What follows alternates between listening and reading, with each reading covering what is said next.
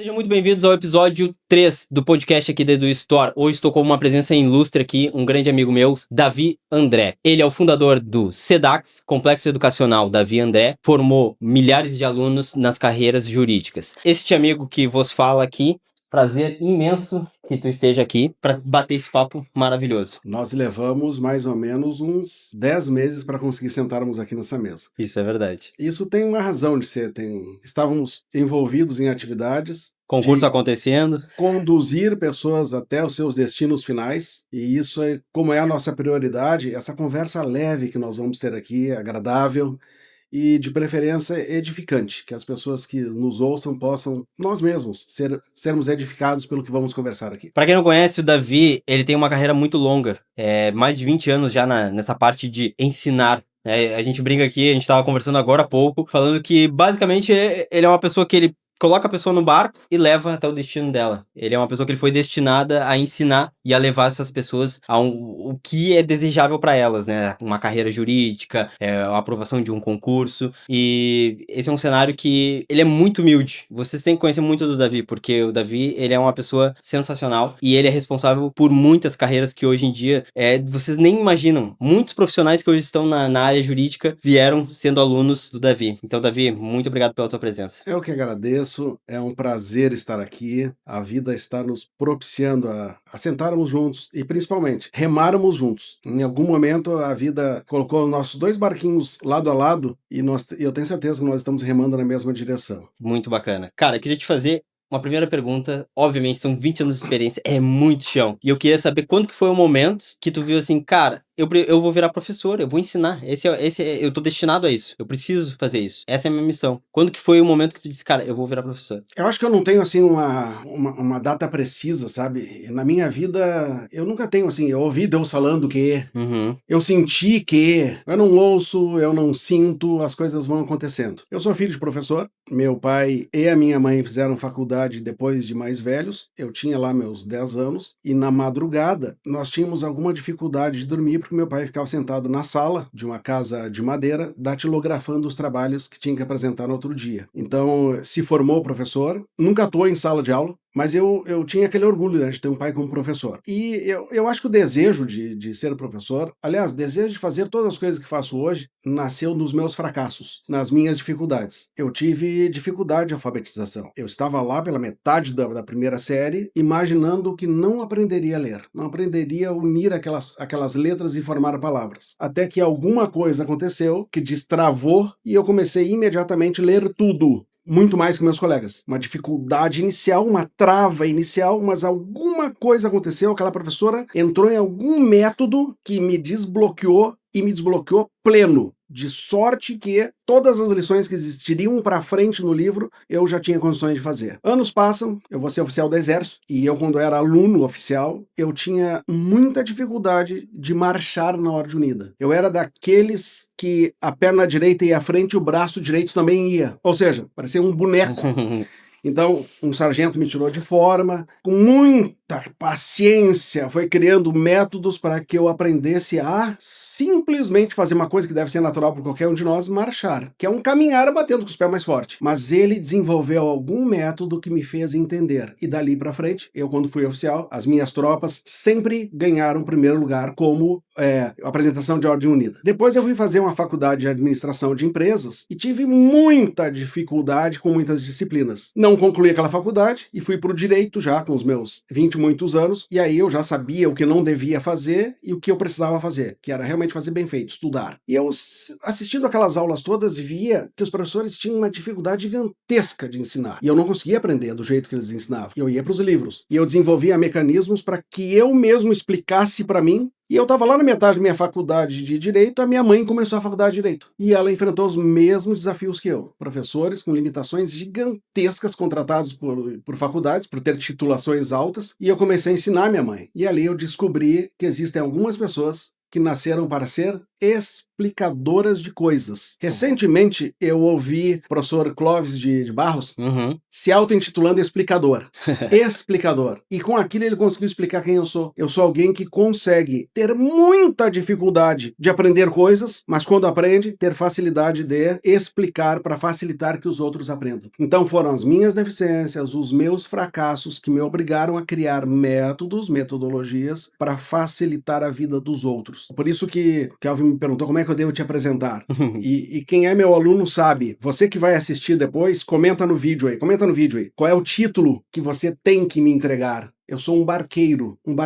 Meu irmão, a vida, Deus não me autorizou a desembarcar em determinadas margens. Não me autorizou, mas ele me deu uma ordem de ficar dentro de um barco, encostando naquela margem lá e levando as pessoas até a outra margem. Margem que eu mesmo não desembarquei e provavelmente nunca vou desembarcar. E ele me mostrou que o meu papel é servir, remar junto com as pessoas, identificar as dificuldades, as fraquezas das pessoas, que são as mesmas minhas. As pessoas têm à frente delas simplesmente um fracassado que reconhece seus fracassos e que luta para alcançar alguns resultados. E é isso, é com essa bênção que Deus mantém a nossa escola. Perfeito. E sabe que, conectando muito com a tua história, tecnologia também é complexo. É difícil de explicar, é difícil de entender. E eu tive a mesma dificuldade. Muitas coisas eu me achava burro porque as pessoas explicavam como se elas tivessem completo domínio, entendessem, e como se eu fosse completamente burro e não conseguisse entender. Então as pessoas explicavam, porque precisava fazer isso e aquilo, conectar naquilo, e eu ficava pensando, cara, mas eu não tô entendendo nada.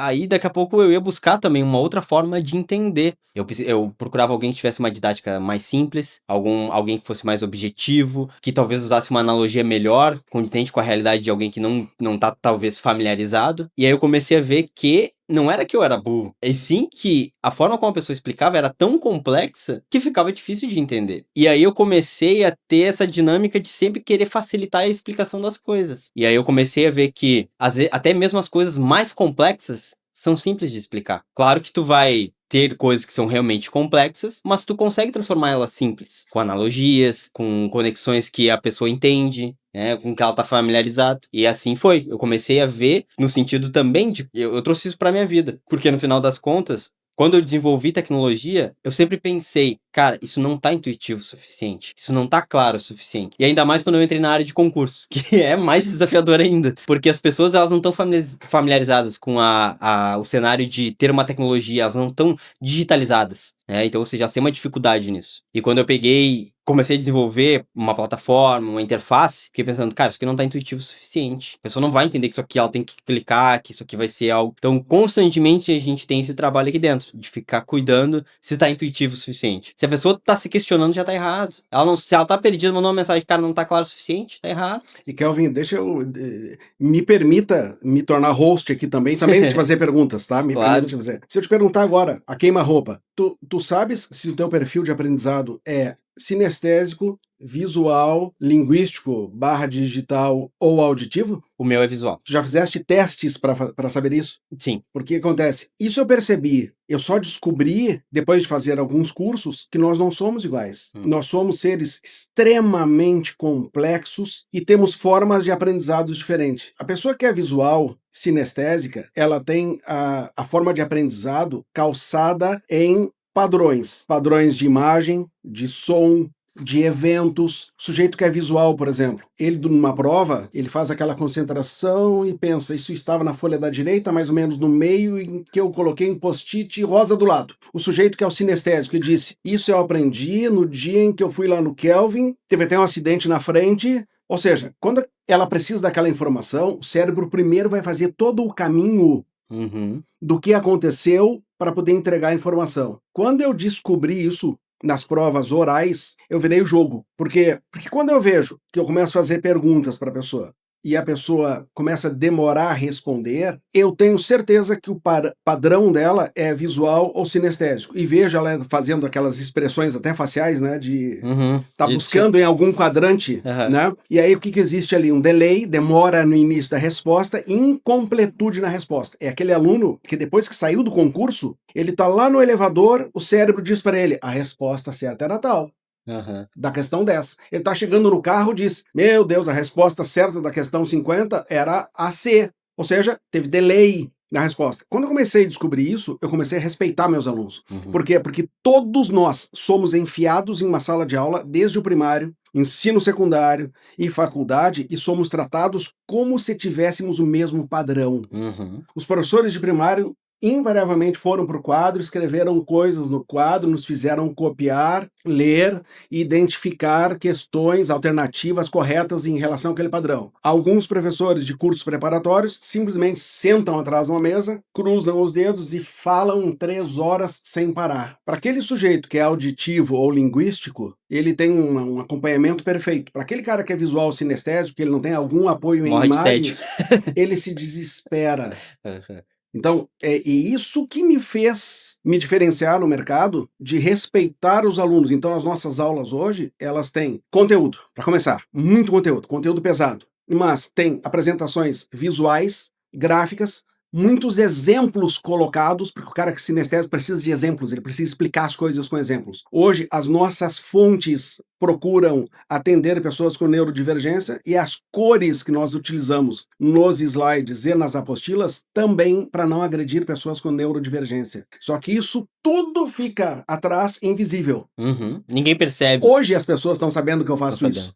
Porque eu não anuncio isso para o mercado. Eu tenho materiais para atender neurodivergência. As minhas aulas atendem todos os 4 perfis. E vou interromper. Se vocês não sabem, esse cara aqui faz cada PDF animado, que é uma loucura. Eu nunca tinha visto um PDF animado na minha vida. Eu tenho, olha, mais de 10 anos de tecnologia. Esse cara fez PDF que eu nem sabia que dava pra fazer. É sensacional o nível do material do Davi. Sensacional mesmo. Olha, eu nunca tinha visto um PDF igual o teu. Nós estamos em evolução, né? Extrema evolução. E nós estamos vivendo em um momento de inflexão. A humanidade passou por muitos momentos de inflexões, mas nós estamos vivendo, experimentando um desses momentos, que é a transição do físico para o digital, e agora avançando mais, dentro do digital, a utilização de mecanismos de impulsionamento chamado inteligência artificial. Todos nós estamos vivenciando isso. Mas, ao mesmo tempo, essa transição que nós vivenciamos do físico para o digital nos aprisionou dentro do digital. E eu já não estou mais falando no mundo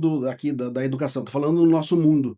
Hoje, geral, eu e tu somos viciados, mais ou menos. Eu e tu teríamos vergonha de mostrar o nosso celular agora do tempo que nós gastamos em buscas de Google, em redes sociais, ou quem sabe outras tantas porcarias. Nós teríamos vergonha. E por conta disso, da extrema necessidade do prazer contínuo, porque o que nós buscamos é prazer. O ser humano desde sempre buscou prazer. Ele quer o prazer fácil. Dos reels, das informações rápidas, é um desafio gigantesco fazer retenção de atenção num mundo em que nós precisamos horas para passar um conteúdo. Então, dentro desse ambiente que eu preciso ter mecanismos como PDFs interativos. Sim. O que o Kelvin está dizendo é o seguinte, nos meus PDFs, além de ter algumas imagens, tem links. Porque eu nunca quero que uma pessoa que leia um PDF meu fique só naquele PDF. Eu quero que a pessoa encontre links no PDF e ela clique. E aquele link leva para um vídeo. Aquele link leva para questões. Aquele link leva para uma notícia. Aquele link leva para outras coisas. E aí eu vou agregando conhecimento e vou aliviando aquele fardo, aquela carga difícil de estudo. Claro, tudo conectado com o tema. É isso que ele está dizendo, PDFs interativos. Interativos. Essa é a palavra. É PDF interativo. Porque normalmente o PDF ele é estático. Isso, né? Tu não conversa com o PDF. Não conversa com o PDF. E aí eu senti a fluidez e foi justamente quando a gente implementou a gente tem uma tecnologia que a gente comprou de uma empresa da Europa que era justamente colocar um registro, né, de quem de fato baixou, de quem está utilizando aquele PDF, justamente porque é um material que é extremamente complexo, é muito investimento por trás, então tudo isso a gente acabou implementando. E aí o Davi chegou e falou pra nós assim, Kelvin, olha só, muito bom a tecnologia, só que não funciona no meu PDF. E a gente foi atrás. A gente foi lá, entrou em contato com a empresa, falou, cara, é o seguinte, o PDF ele é animado, a gente precisa ter o registro ali, com os dados do aluno e tudo mais. Como é que a gente faz? E os caras falaram, cara, é esse aqui, ó. Na verdade, tu tá inclusive com a tecnologia, tu comprou a tecnologia errada, vamos comprar outra tecnologia, que é essa aqui. A gente foi lá, fez um reinvestimento, trouxemos a tecnologia. Falei, Davi, agora vai funcionar, taca pau. Chegou lá, baixamos o PDF, funcionando todas as animações, com todos os registros do download do usuário. E é isso, Kelvin. Isso que nos traz e nos mantém aqui. É isso, porque é certo que uma pergunta futura tua é o que te mantém comigo, o que te atrai, o que faz com que o teu barco reme com o meu. Duas equipes E um propósito. entendendo as dificuldades, os desafios e não aceitando o não singelamente. Olha, velho, eu tenho tido muita dificuldade atualmente com encontrar sims. A cada 10 pessoas que nós encontramos, 8, qualquer coisa que tu pergunte, a resposta inicial é não. Isso é um mantra que eu tenho lá com a minha equipe,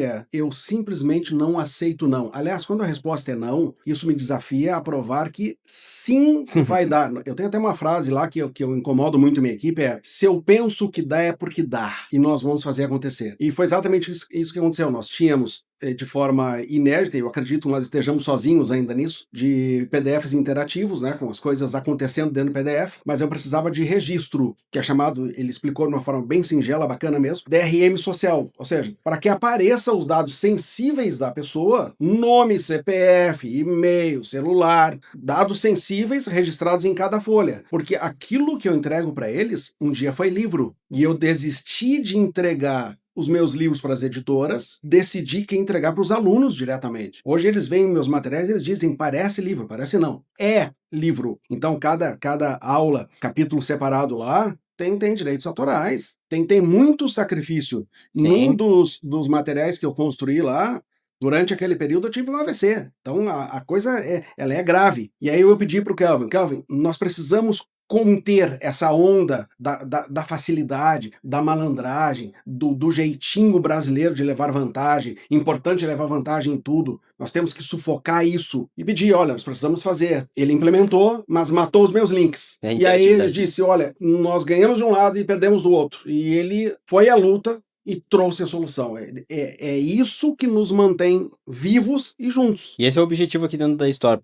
A Edu História, ela nasceu justamente com esse propósito de, cara, como é que eu crio um modelo de negócio que ele seja sustentável a longo prazo e que eu consiga sempre estar nesse cenário de cada vez mais trabalhar para entregar uma solução que ela seja incrível, a experiência da pessoa. Porque as coisas mais marcantes na nossa vida ou são por dois motivos. Eu sempre caracterizo dessa forma. Ou foi muito ruim ou foi muito bom. Isso vai te levar pro resto da vida, né? Onde tu vai conseguir ter essa noção de, cara, aquilo me marcou. Quando a gente fala de memória, a gente aprende no choque. O que me levou, talvez, pra dar um passo pra frente, foi um feedback negativo, que era o que a gente tava comentando. O feedback positivo é bom, é legal saber que tu tá no caminho certo, mas o negativo é muito melhor. Quando o cara diz, cara, tá ruim, eu sou obrigado a fazer 2 vezes melhor, entende? Bom, seguindo então, Davi, eu queria entender que quando tu começou nessa área, qual foi a primeira dor que tu viu assim, cara, concurseiro tem dificuldade para esse cenário. Como que eu resolvo essa dor? Qual foi a dor que tu identificou, a primeira dor que tu identificou, que tu disse, cara, eu vou ter que bolar uma solução para isso aqui?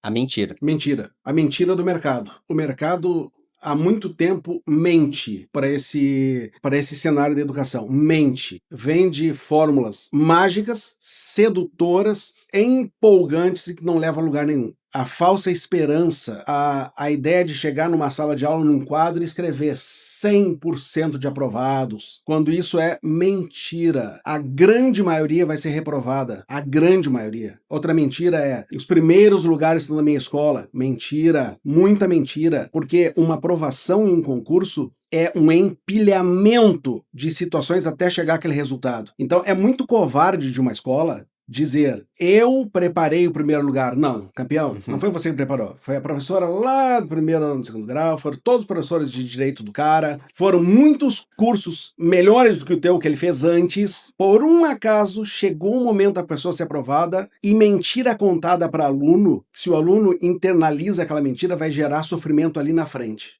Durante um curso que investe muito em mais empolgação do que razão, as pessoas ficam dentro daquele barco vibrantes.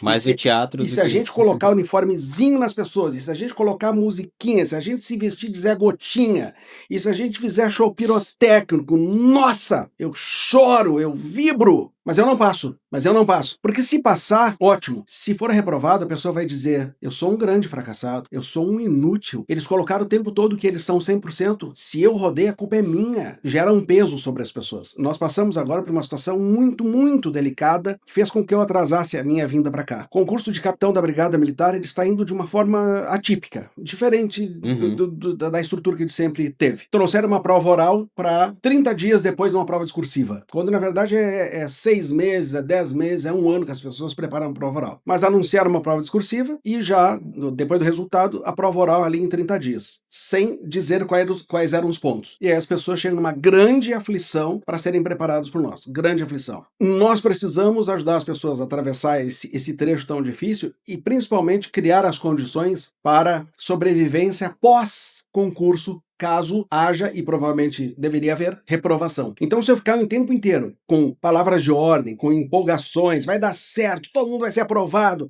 aquela pessoa que é reprovada, ela tem um efeito avassalador na sua vida. Eu tive recentemente, uma pessoa que estava aprovada em todas as fases, mas aconteceu algum evento lá no concurso, o sujeito se suicidou, por conta dessas empolgações baratas. Então, o que eu identifiquei no mercado? Mentira. Mentira contada de forma empolgante. Todos têm condições de passar. Se você entrar nessa fila e não sair da fila, um dia você vai encostar o seu umbigo no balcão de aprovação. É inevitável que você seja aprovado, quando na verdade a aprovação é mínima. E as pessoas precisam entender que existe dignidade também no percurso, também na caminhada. Eu faço uma analogia à saída do povo de Israel do Egito. Eles ficaram lá 430 anos escravizados no Egito. 430 anos escravizados no Egito. Aí Deus, vou libertar, levanta o Moisés, vou tirar meu povo de lá. Em torno de 3, 4 milhões de pessoas saíram. Qual era a expectativa delas todas, Kelvin? Chegar na Terra Prometida. Qual é a expectativa de 4 milhões de pessoas? Chegar à Terra Prometida. Me diz aí, daquele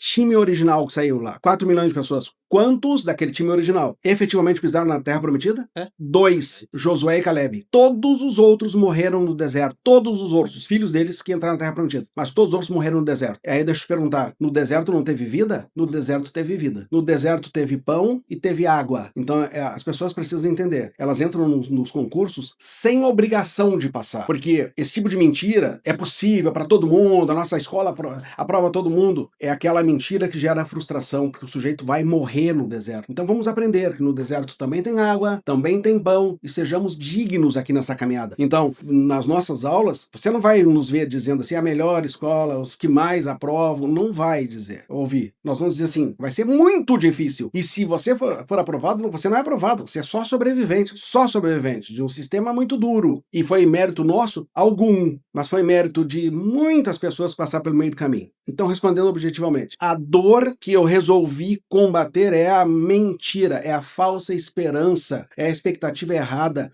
é a frustração que gera desespero depois, na hora que tem uma esperada reprovação. O que se espera hoje é reprovação. Os examinadores são contratados para reprovar pessoas, não para provar. Então, quer dizer, e essas pessoas a gente joga no lixo, simplesmente? Ou essas pessoas precisam realmente saber? Bem que o Davi falou durante o curso inteiro que ia ser muito difícil mesmo, eu não consegui. A pessoa, ela já consegue um alento por alguém que não foi fantasioso, alguém que não mentiu. Então, eu recebo o título de Celso Saraiva, né? Às vezes eu entro em ambientes super empolgados. Revisões finais, às vezes eu vou nos aulões finais. Empolgação a milhão. Quando entro o Davi, vem o balde de água fria. E digo assim, se você não for aprovado, existe vida a partir dali. Nós vamos ajustar o que nós erramos, nós vamos olhar para frente e ver se realmente nós queremos continuar nisso. Porque, Kelvin, tem um certo momento, tu vai ver como eu vou ser contra-intuitivo agora, que sou eu que tenho que dizer pra pessoa, para.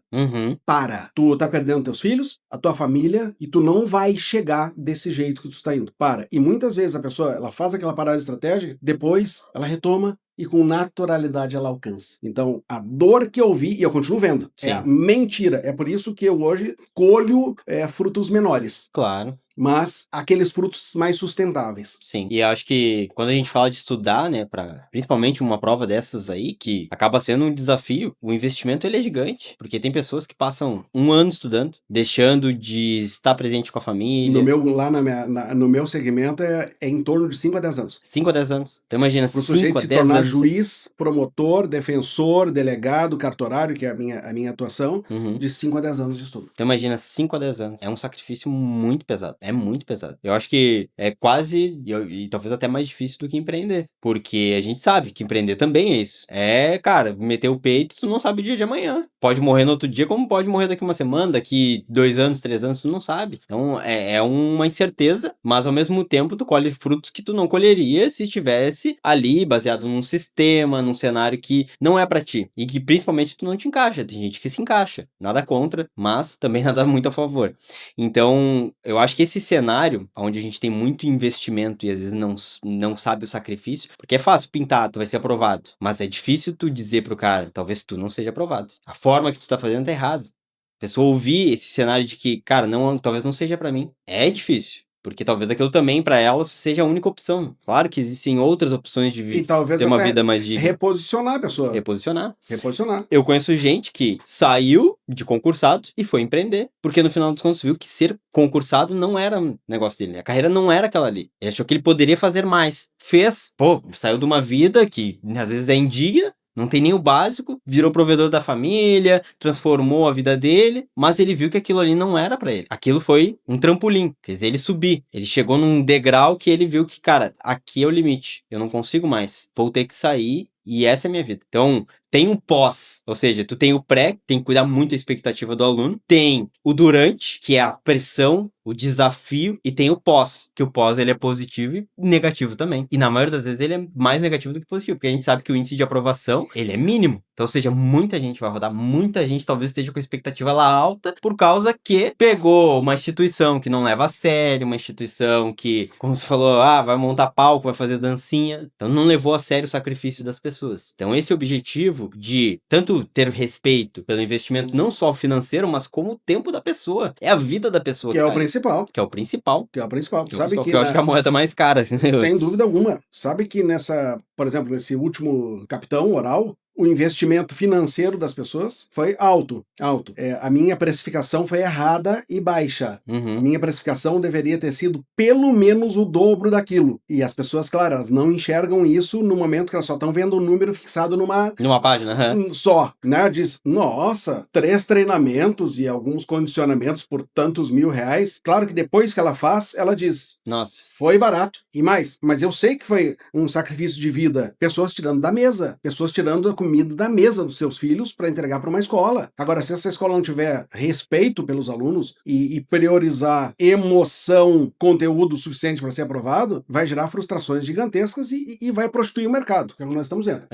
Não, isso acaba acontecendo. E é normal do mercado. Sempre vai ter uma fruta podre no cesto. O problema é quando são muitas frutas podres. Só que ela começa... O quê? O que uma fruta podre faz? Ela começa a pegar e prejudicar as outras. E aí tu acaba ficando com poucas frutas boas. Até porque, Kelvin, hoje quem vende emoção, quem vende sensações é o que se dá melhor mercadologicamente. Sim. Então, quer dizer, provavelmente para o resultado final que se pretende é o jeito errado, mas é o mais vantajoso fazer. Com certeza. Né? Aí eu lembro do profeta Abacuque se reclamando com Deus, dizendo assim, Senhor, até quando o Senhor vai deixar que o mal prospere, coisa e tal? Às vezes a gente se sente nisso, porque tu olha para o mercado, tu vê muita prosperidade em torno de fantasia, em torno de mentira. Voltando à pergunta original, é isso que eu viso combater, em alto preço que é pago. Com certeza. E eu acho que, já pegando esse gancho, essa é a dor que eu quero bater. Mas claro que tem um momento que, vamos lá, eu acho que é de todo professor, né? Primeiro eu dou aula, primeiro eu ensino, e normalmente a gente faz isso dentro de uma instituição. Mas chega um momento que a instituição, ela acaba te colocando um teto, um limite, e tu tem muito mais potencial. E a minha pergunta é, quando tu decidiu, cara, eu vou montar a minha própria escola? Eu assisti 2 escolas falindo. Eu comecei a dar aula em 2 escolas que faliram. Meu jeito de começar a dar aula foi provavelmente o mais diferente de todos os outros. Eu dei aula para a mesma turma que era aluno. Estamos em 2000 e pouquinho, e eu sou aluno de um curso preparatório para delegado. Sou aluno do curso preparatório para delegado. Mas como eu era professor na academia de polícia, professor de tiro e de direito administrativo, o IDC, escola que eu não era aluno, eu era aluno do Sejur, o IDC, não sei, cargas d'água, descobre meu nome, eles não tinham professor de institucional lá, e me chamam para dar aula de institucional para uma turma de delegado. Foi uma grande alegria para mim, porque 3 aulas no IDC pagavam o salário que eu tinha de escrivão de polícia. Fui policial, 17 anos, oficial do Exército, 6. Então, eu sou obrigado a priorizar meu bolso agora. que eu fiz? Vou cancelar o curso lá em que eu sou aluno, porque fica chato, cara, ser aluno de um curso preparatório para delegado em uma escola e ser professor na outra. Aí quando eu fui cancelar o curso, a dona do Sejuro disse assim, Davi, por que tu vai cancelar? Eu disse, porque eu fui convidado para ser professor no IDC. Ela disse, mas tu é professor? Sou. Ela disse, tu fazes bem, não dá para ser aluno e professor ao mesmo tempo. Mas é o seguinte, sábado agora, no turno da manhã, tu já tá entrando para dar aula para delegado. Eu disse, não, mas é a minha turma. Ela disse, não interessa. Sábado tu vai entrar e vai dar aula para eles. E sábado eu entro para dar aula e as pessoas me olham lá na frente e pensam, o que o Davi tá fazendo lá, de pé? Eu era da turma, eu tava sentado ali. Tu era aluno e foi convidado a ser professor. Velho, ao invés de eu sentar, eu fiquei de pé lá na frente.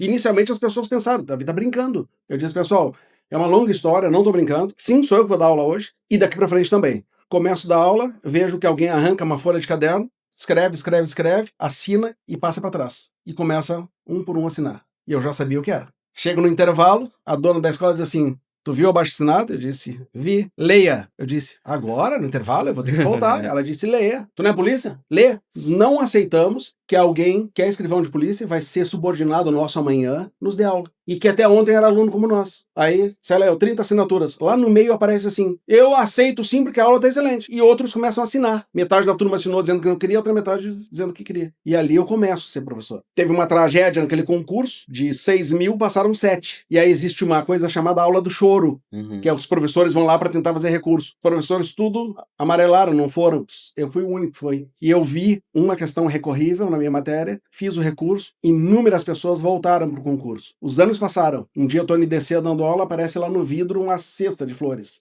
O que tá acontecendo? Bateram lá, entra uma fila de delegadas, sei lá eu, umas 10 delegadas, invadem minha aula e dizem assim, pessoal, nós estamos invadindo a aula dele, porque nós viemos fazer em público o que nós fizemos em público. Nós fizemos um abaixo-assinado contra ele, na primeira aula da vida dele, para derrubar ele, por motivos baixos. E hoje nós estamos vindo em sala de aula, na frente de todo mundo, para dizer que foi graças a ele que a gente é delegado. Ali começa a minha história. E aí eu começo a subir, alguns professores tentando me limar de qualquer jeito. Comecei a me evidenciar, dar aula no interior, dar aula em todos os lugares. E aí comecei a chegar em escolas que me diziam assim, Davi, preciso que tu dê hoje isso, mais aquilo. Eu disse, negativo, é só isso. Homem, eu preciso que tu dê tudo isso. Só diz qualquer coisinha, a gente diz que deu. Entra tu e faz. Eu era polícia, desaforado, eu disse assim, então entra tu e faz isso. Porque a minha cara não é essa aí. Eu tenho que honrar aquelas pessoas, o dinheiro daquelas pessoas. Eu vou dar um ponto só e bem dado. E aí eu comecei a perceber que o financeiro mandava mais que o pedagógico. E eu sabia que as pessoas estavam jogando dinheiro no lixo. 2 escolas faliram, o Sejuro e o IDC faliram. E eu decidi, daqui pra frente, não é o financeiro que manda mais. Claro que eu não sabia o que era financeiro, né? Eu descobri depois o que era financeiro. Aí quando começou meu bolso a estourar com força, eu descobri que o financeiro também é importante. Mas ainda assim, se hoje tu perguntar se é o meu lado pedagógico fala mais alto o financeiro, eu vou te dizer, será sempre o pedagógico. Custe-me o que custar enquanto eu tiver força. Porque eu preciso olhar pra cara daquelas pessoas e sentir que teve dignidade ali. E eu preciso saber que tanto eu quanto os meus professores tem que saber que do lado de lá daquela câmera tem um ser humano, velho. Tá assistindo na madrugada, chorando, cara, sentindo as dores do mundo, com os filhos dormindo aqui no lado, no chão, que me entregou um dinheiro que não tinha pra ver se melhora a vida deles. Então, se ele vai conseguir, eu não sei. Agora que eu vou entregar tudo o que eu puder e um pouco acima da média, eu vou. Então, foi isso que me levou a de realmente... E as pessoas, às vezes, elas não entendem. Elas pensam que isso é uma conversa fiada. Elas não têm a menor ideia como são as minhas reuniões com a minha equipe e com os professores. E eu não aceito que os nossos alunos sejam tratados como números. Não tem essa história de achar, meu aluno, ele tá querendo dar uma despertinho. Opa! Não. Eu tenho uma presunção de que todos... E trato os casos separadamente. Trato. Mas, assim, o nosso respeito pelos alunos... Claro que eu demito aluno. Com certeza. Não se comporta bem, atropela as nossas equipes lá, eu entro em cena, chamo atenção, eu demito aluno. E assim, eu tenho a tranquilidade. Por ser dono da escola, eu tenho a tranquilidade de demitir aluno. Como eu via escolas não demitindo, e determinados alunos apodrecendo as turmas, adoecendo as turmas, que deveriam ter sido mandados embora. Agora, o respeito pelo aluno é o que nos leva para frente. Foi aí que eu decidi. E outra coisa, Kelvin, vou acertar a tua pergunta, tá? A tua fala. Eu não tenho escola.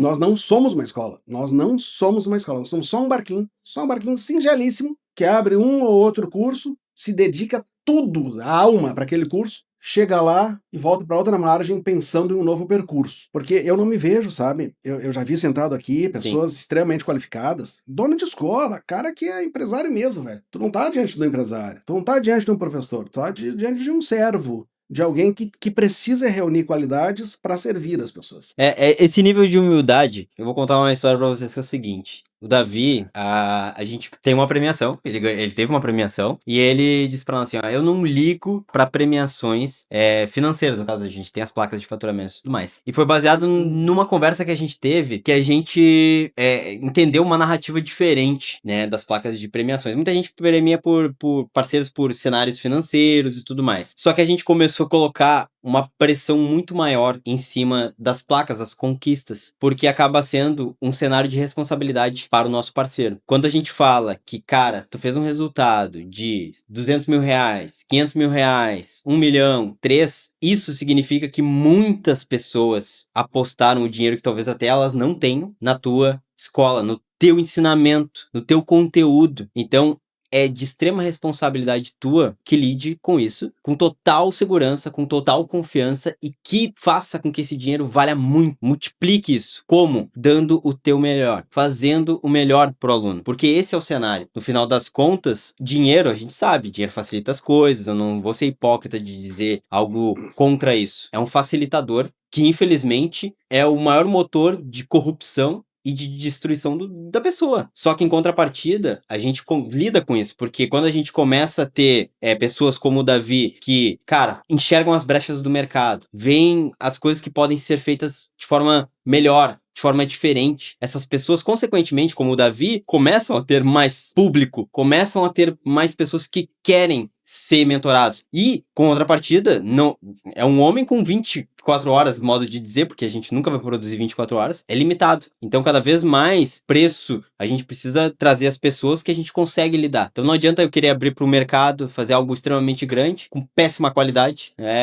Vou encher um auditório, vou fazer... E no final das contas, quanto que eu consigo entregar de fato? Se eu consigo lidar com isso. E a responsabilidade também, porque a gente sempre fala, não é só um número, não é só o dinheiro no bolso, tem muita responsabilidade, tem muito investimento também. Então, às vezes a pessoa fatura 500 mil, 5 milhões, mas ela teve de investimento e de risco 2, 3, 4, às vezes é para tirar um pouco só, para conseguir sobreviver. Porque o mercado a gente sabe também, é concurso, ele vem, vai, a gente depende muito do órgão governamental. Então, assim, a gente tem um cenário. E hoje, realmente, se eu fosse dizer o Davi, ele nem é um barqueiro para mim. Para mim, ele é um mentor, porque o que ele faz hoje é mentorar. E é uma mentoria que eu chamo a mentoria raiz. Não é essa que tu vê nos mercados, vem que eu vou fazer uma live por semana. Não, é realmente preocupar ao extremo. Tu tá aprendendo, se tu tá conseguindo ali lidar com o conteúdo. É esse o cenário que eu vejo hoje da tua operação. E por incrível que pareça, eu brinco que é a operação de um homem só, obviamente que não, ele tem mais pessoas, mas é a operação de um homem só, porque é uma operação enxuta, mas que entrega resultado absurdo. Então, às vezes, o tamanho não quer dizer nada. E hoje, queria que tu contasse, assim, a gente acabou de ouvir uma história incrível,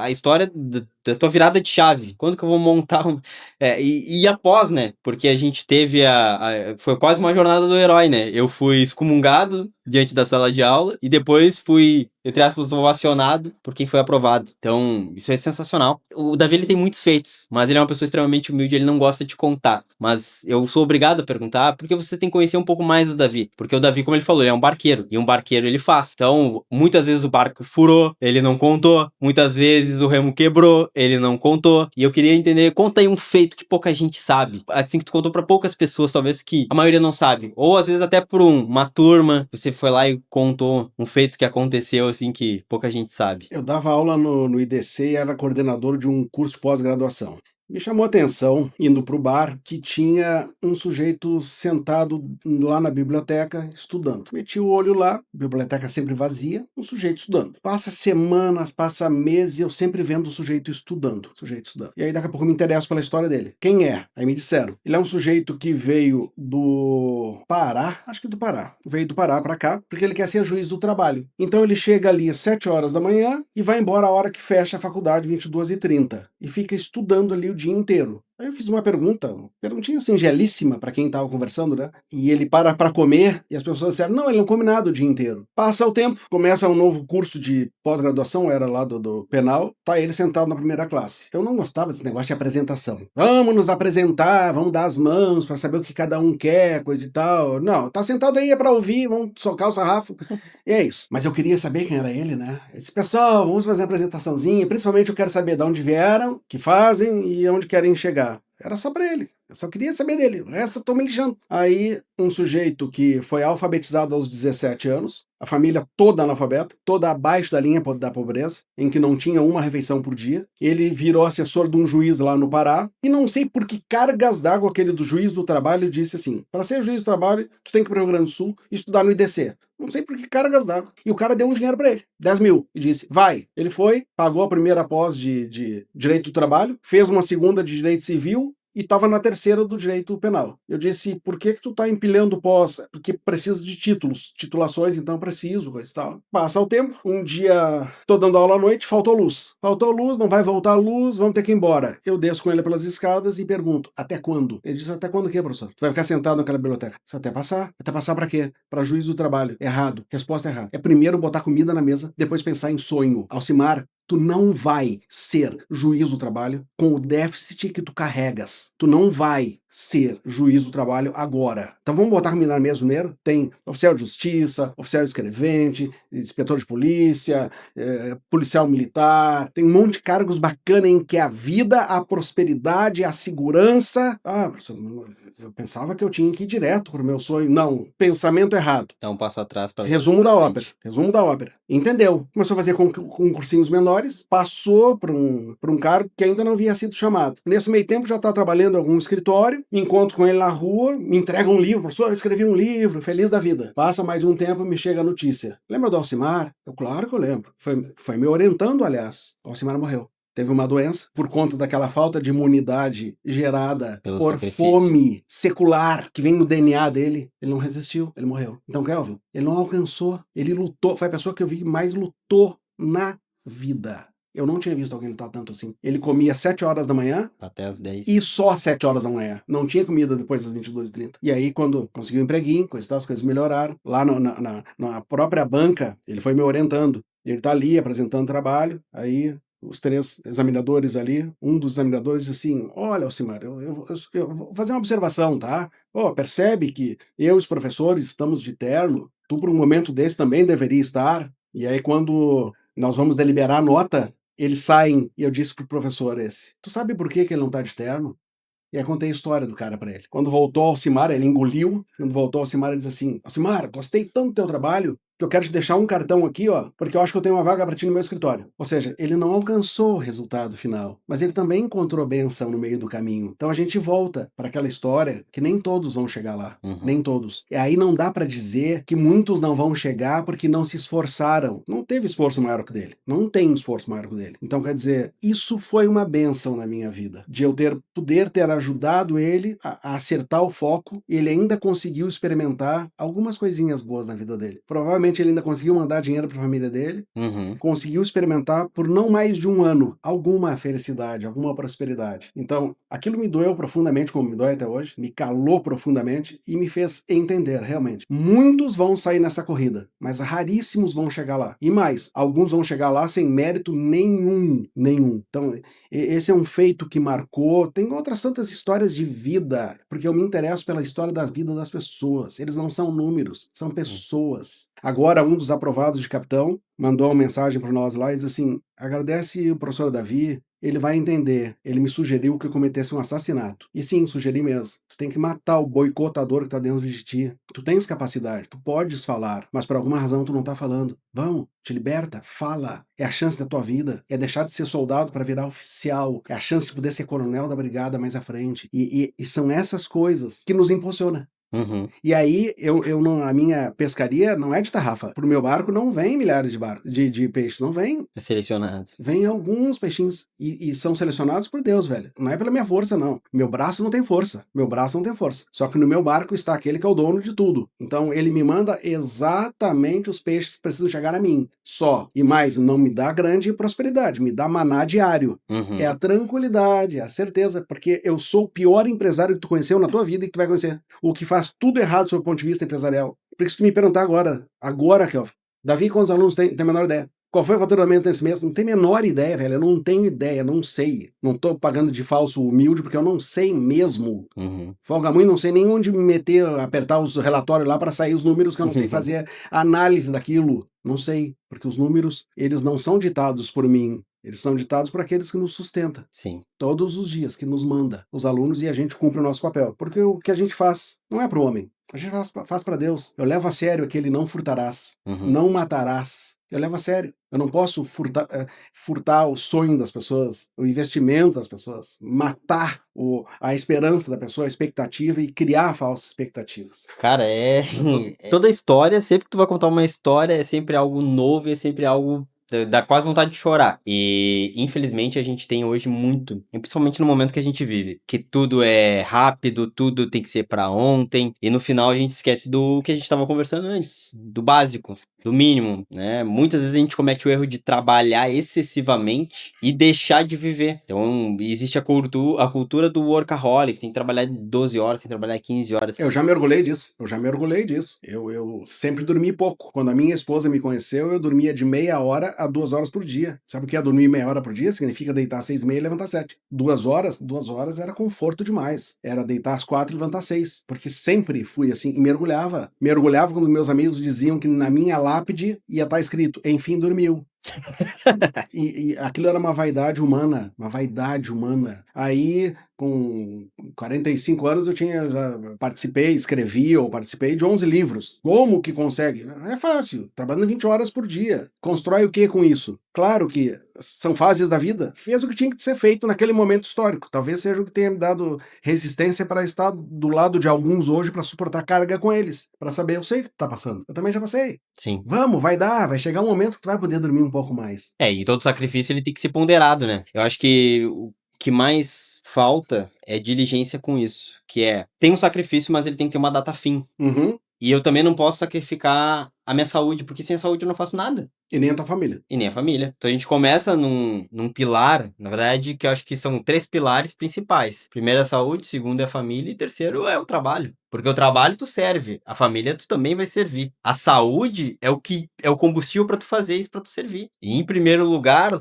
lá em cima, é quem nos guarda. Então, ou seja, tem o teto, tem aqui onde a gente está em pé, e é isso, que é onde a gente vai estar olhando para os lados, onde vai estar a família, vai estar o trabalho, mas é tudo de cima e depois. Então as pessoas às vezes sacrificam, eu já fiz isso, já sacrifiquei muito, então eu deixava de estar com a minha família para estar trabalhando, visando que, cara, eu tenho que fazer isso e tem que acontecer, e é agora, e timing é importante? Sim, no negócio. Infelizmente, só que o problema é que eu achava que eu deveria fazer tudo sozinho porque eu faria mais rápido. E na verdade é exatamente a tua história, tu contou agora do Alcimar, que acaba acontecendo o quê? Teria que ter dado muito antes um passo para trás para ter dado vários para frente. Certo. E não ter sacrificado tudo que eu sacrifiquei. Então eu entendi que eu tenho que fazer as coisas? Tem.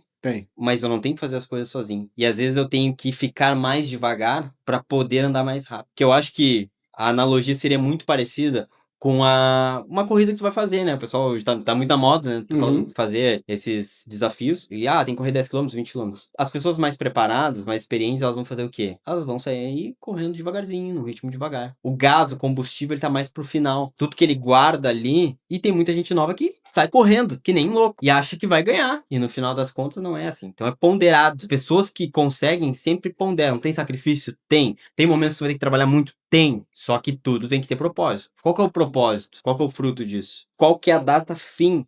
Porque a gente não foi criado para ficar sofrendo. Não é para perecer. Se fosse para perecer, não. É um caminho de provações. E provação tem início e fim. Início e fim. Início e fim. Então é isso que eu acabo vendo que as pessoas às vezes, e eu também já cometi esse erro de estar sacrificando muito. Hoje, por exemplo, é o nosso dia de home office. Ninguém vem no escritório, todo mundo trabalha de casa. Mas é o momento que eu tinha. Mas em contrapartida eu disse, metade eu tô em casa. Por quê? Porque é ponderado. Eu não devo sacrificar mais para receber mais. Eu vou fazer o que com mais? Eu lembro daquela palavra bíblica, né? Daquele sujeito que estava prosperando, prosperando muito e resolveu ainda desmanchar os celeiros que tinha para construir celeiros maiores ainda para acumular. E aí vem aquela palavra, né? Louco, ainda hoje pedirei a tua alma. O que tu tens a oferecer? Nada. Ficou para quem e para quê? Eu acho que o maior sentido de ser próspero é alcançar. Se tu não alcança, nada mais tu tá fazendo do que colocando tua alma embora. Mas o problema é que hoje o resultado que se corre atrás é como se fosse aquela cenoura de Galeno, né? Colocada em uma taquara nas costas do burro. Que é, nunca tem fim. Como ele identifica a utopia, né? O que é utopia? E aí a melhor representação gráfica é aquela cenoura colocada nas costas do burro. Nós precisamos entender que isso, claro, que nos faz progredir, nos faz caminhar, mas nós precisamos entender que é utópico achar, porque o objetivo de hoje não é o de ontem teu, e não é o de amanhã.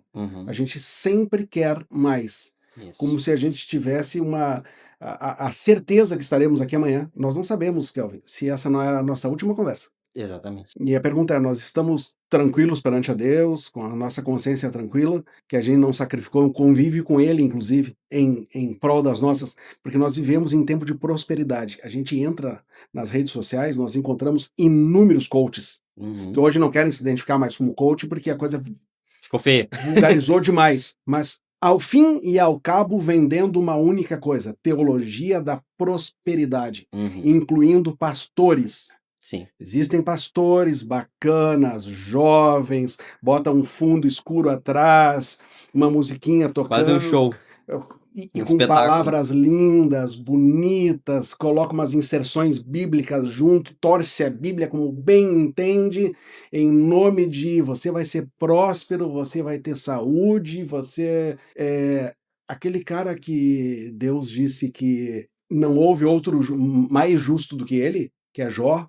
Jó perdeu absolutamente tudo, e por autorização de Deus, tudo. Então quer dizer, e aquele outro que teve a maior prosperidade que nenhum outro homem vai alcançar, Salomão, nenhuma riqueza superior a que ele teve, embora tenha coaches modernos dizendo que Salomão seria nenê perto dele, que Salomão não teve jatos. Não teve jato, estúpido, porque a tecnologia não tinha, porque se tivesse era óbvio que ele teria. Ao final da vida de Salomão, o que Salomão diz? Vaidades. Tudo são vaidades. Eu tive tudo. Teve a maior desgraça que alguém pode ter, que é conhecimento. Porque o que ele pediu a Deus? Sabedoria. E Deus disse, como tu não pediu riqueza, pediu sabedoria, vou te dar sabedoria e riqueza. E aí ele descobriu que provavelmente o maior problema que ele podia ter é a sabedoria. Porque quanto mais sabedoria nós temos, mais ciência nós temos da nossa falência. Sim, e do quanto a gente é pequeno. E quanto nós somos... Vai acabar ali. Logo ali. E aí, quando chega ao final da vida, ele olha para aquilo tudo, fiz coisas grandiosíssimas, muito maiores que o meu pai Davi. Mas serviu para quê? Absolutamente nada. Então, encontrar esse equilíbrio aí é muito difícil. E esse é o maior ponto. O equilíbrio. Eu lembro até hoje que eu perguntei para uma professora de biologia, e é que a gente tá falando, né, anteriormente. O que marca na tua vida? É algo muito ruim ou algo muito bom? E eu lembro que eu perguntei pra... Ingênuo, né? Mas essas são perguntas que eu acho que para um professor é lindo.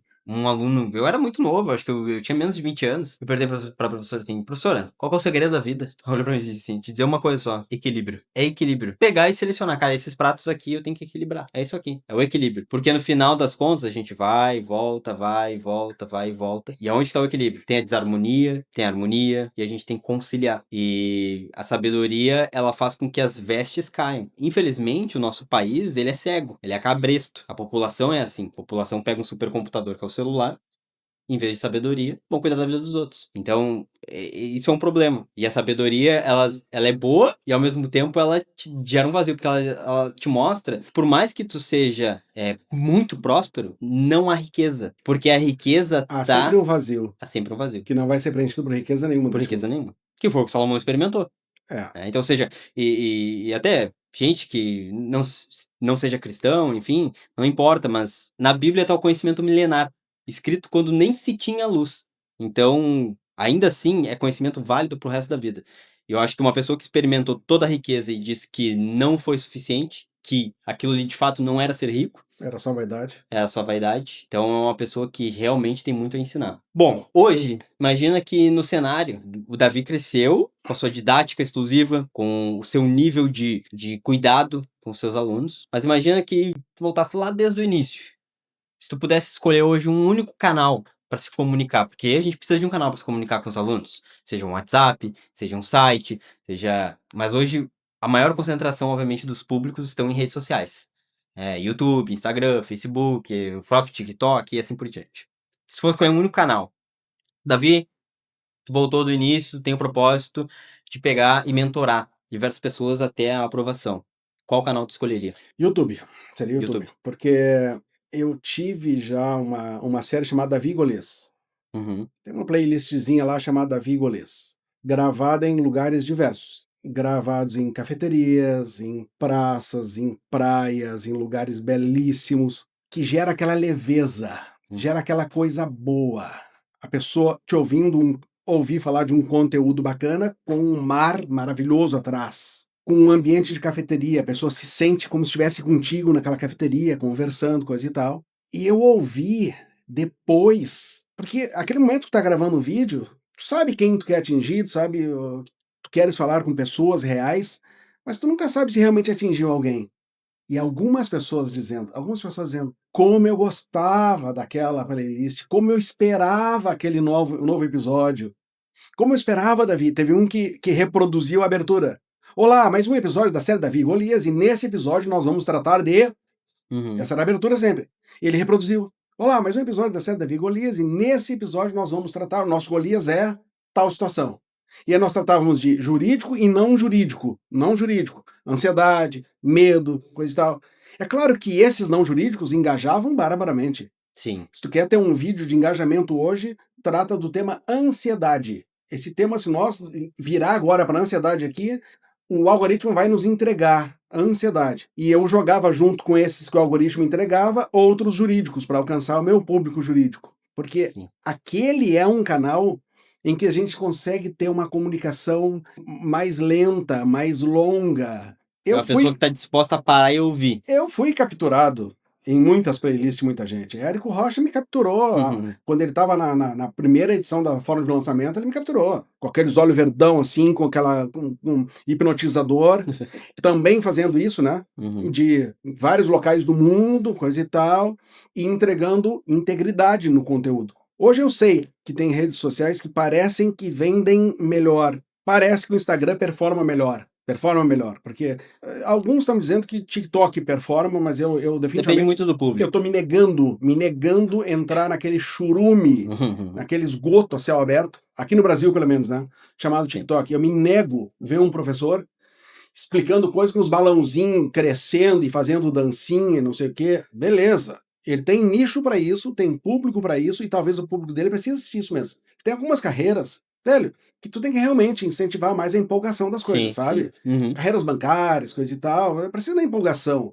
Agora, o meu nicho, que é juiz, promotor, delegado, meu amigo, o dia que os caras me vê fazendo uma dancinha lá com a minha carreira foi, né? Então, um local, um terreno que eu me sinto melhor, mais seguro ali é no YouTube. Vídeos. E vídeos não muito curtos, não. Eu não sou do vídeo de 3 minutos. Os meus é 15 minutos, 20 minutos, 1 hora. E bacana de ver as métricas que tinha retenção.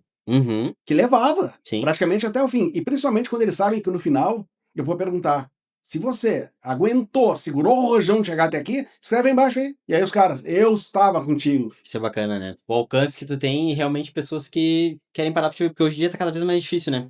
Uma conversa que nem a nossa, assim, de ter que parar, prestar atenção, realmente. E as pessoas parecem que estão falando contigo e estão aqui, né? Isso. Não, e aí... Nas mesas de restaurante nós estamos assim. Sim. E eu não tô dizendo dos famílias? Outros. Não tô dizendo dos outros, tô dizendo nós. Nós. Eu viro e mexo tem que ficar. E aí, tipo, colocar limite de tela. Tive que colocar restrições. Nós temos que aprender a deixar o celular no carro. Quando nós formos no restaurante. O carro ficou no estacionamento. E sabe qual que é o pior problema? É que a gente sempre acha assim, ó, pode ser que alguém morra. É isso. E tente me ligar. Então, sempre tem muitos bons motivos para estar com o celular. E não tem. Não tem. Não tem. Não tem. Naquele momento tá com tua família comendo, cara, tu tá comendo. A minha esposa é uma É uma pessoa que ela conseguiu, com os filhos, obviamente, ter um desapego total. Assim, tipo, onde é que tá? Ah, deixei o celular lá em casa. Então, onde é que tá tudo no açude? Tô aqui lá com a minha mãe. Então, assim, claro, os filhos levam isso, porque tu não tem como ficar no celular. Tem filho. As Não pessoas tem. fazem o quê? E não pode dar exemplo, Toma, né? filho. Pra ela poder ficar no celular. Isso. Bom, Entende? a gente Então, vê nas mesas dos restaurantes as crianças assistindo aos desenhos, invariavelmente crianças nos tablets assistindo o desenho, para que aqueles dois possam conversar e também ficar no celular. e sabe o que que é pior? O pior é que é fácil. E é simples. É a dor, é o prazer. Porque o que que dá trabalho? Convenhamos. Dá trabalho tu criar uma criança. Dá trabalho tu prestar atenção numa criança. Porque a criança, ela é imprevisível. É num piscar de olhos, ela cai. É um piscar de olhos, ela pega uma coisa que não deveria. Então, assim, dá trabalho. É extremamente cansativo. Mas as maiores coisas e melhores coisas da vida, elas dão trabalho. E tu vê o seguinte, Kelvin, como Deus é maravilhoso. Eu tô há muito tempo dando aula para adulto. Uhum. E eu sou conhecido, seu Saraiva, minha tolerância é zero e ponto final. Não, em sala de aula não vai ter conversa. Ponto, vou mandar embora e ponto. Vai, vaza. Não vai ficar de conversa aí, na boa, tá? Sai. Então é tranquilo, tranquilo, todo mundo já sabe. Aí na igreja, precisamos casal para aula para as crianças, de 2 a 5 anos. Se olham, se voltam para mim, tu é a professora, né?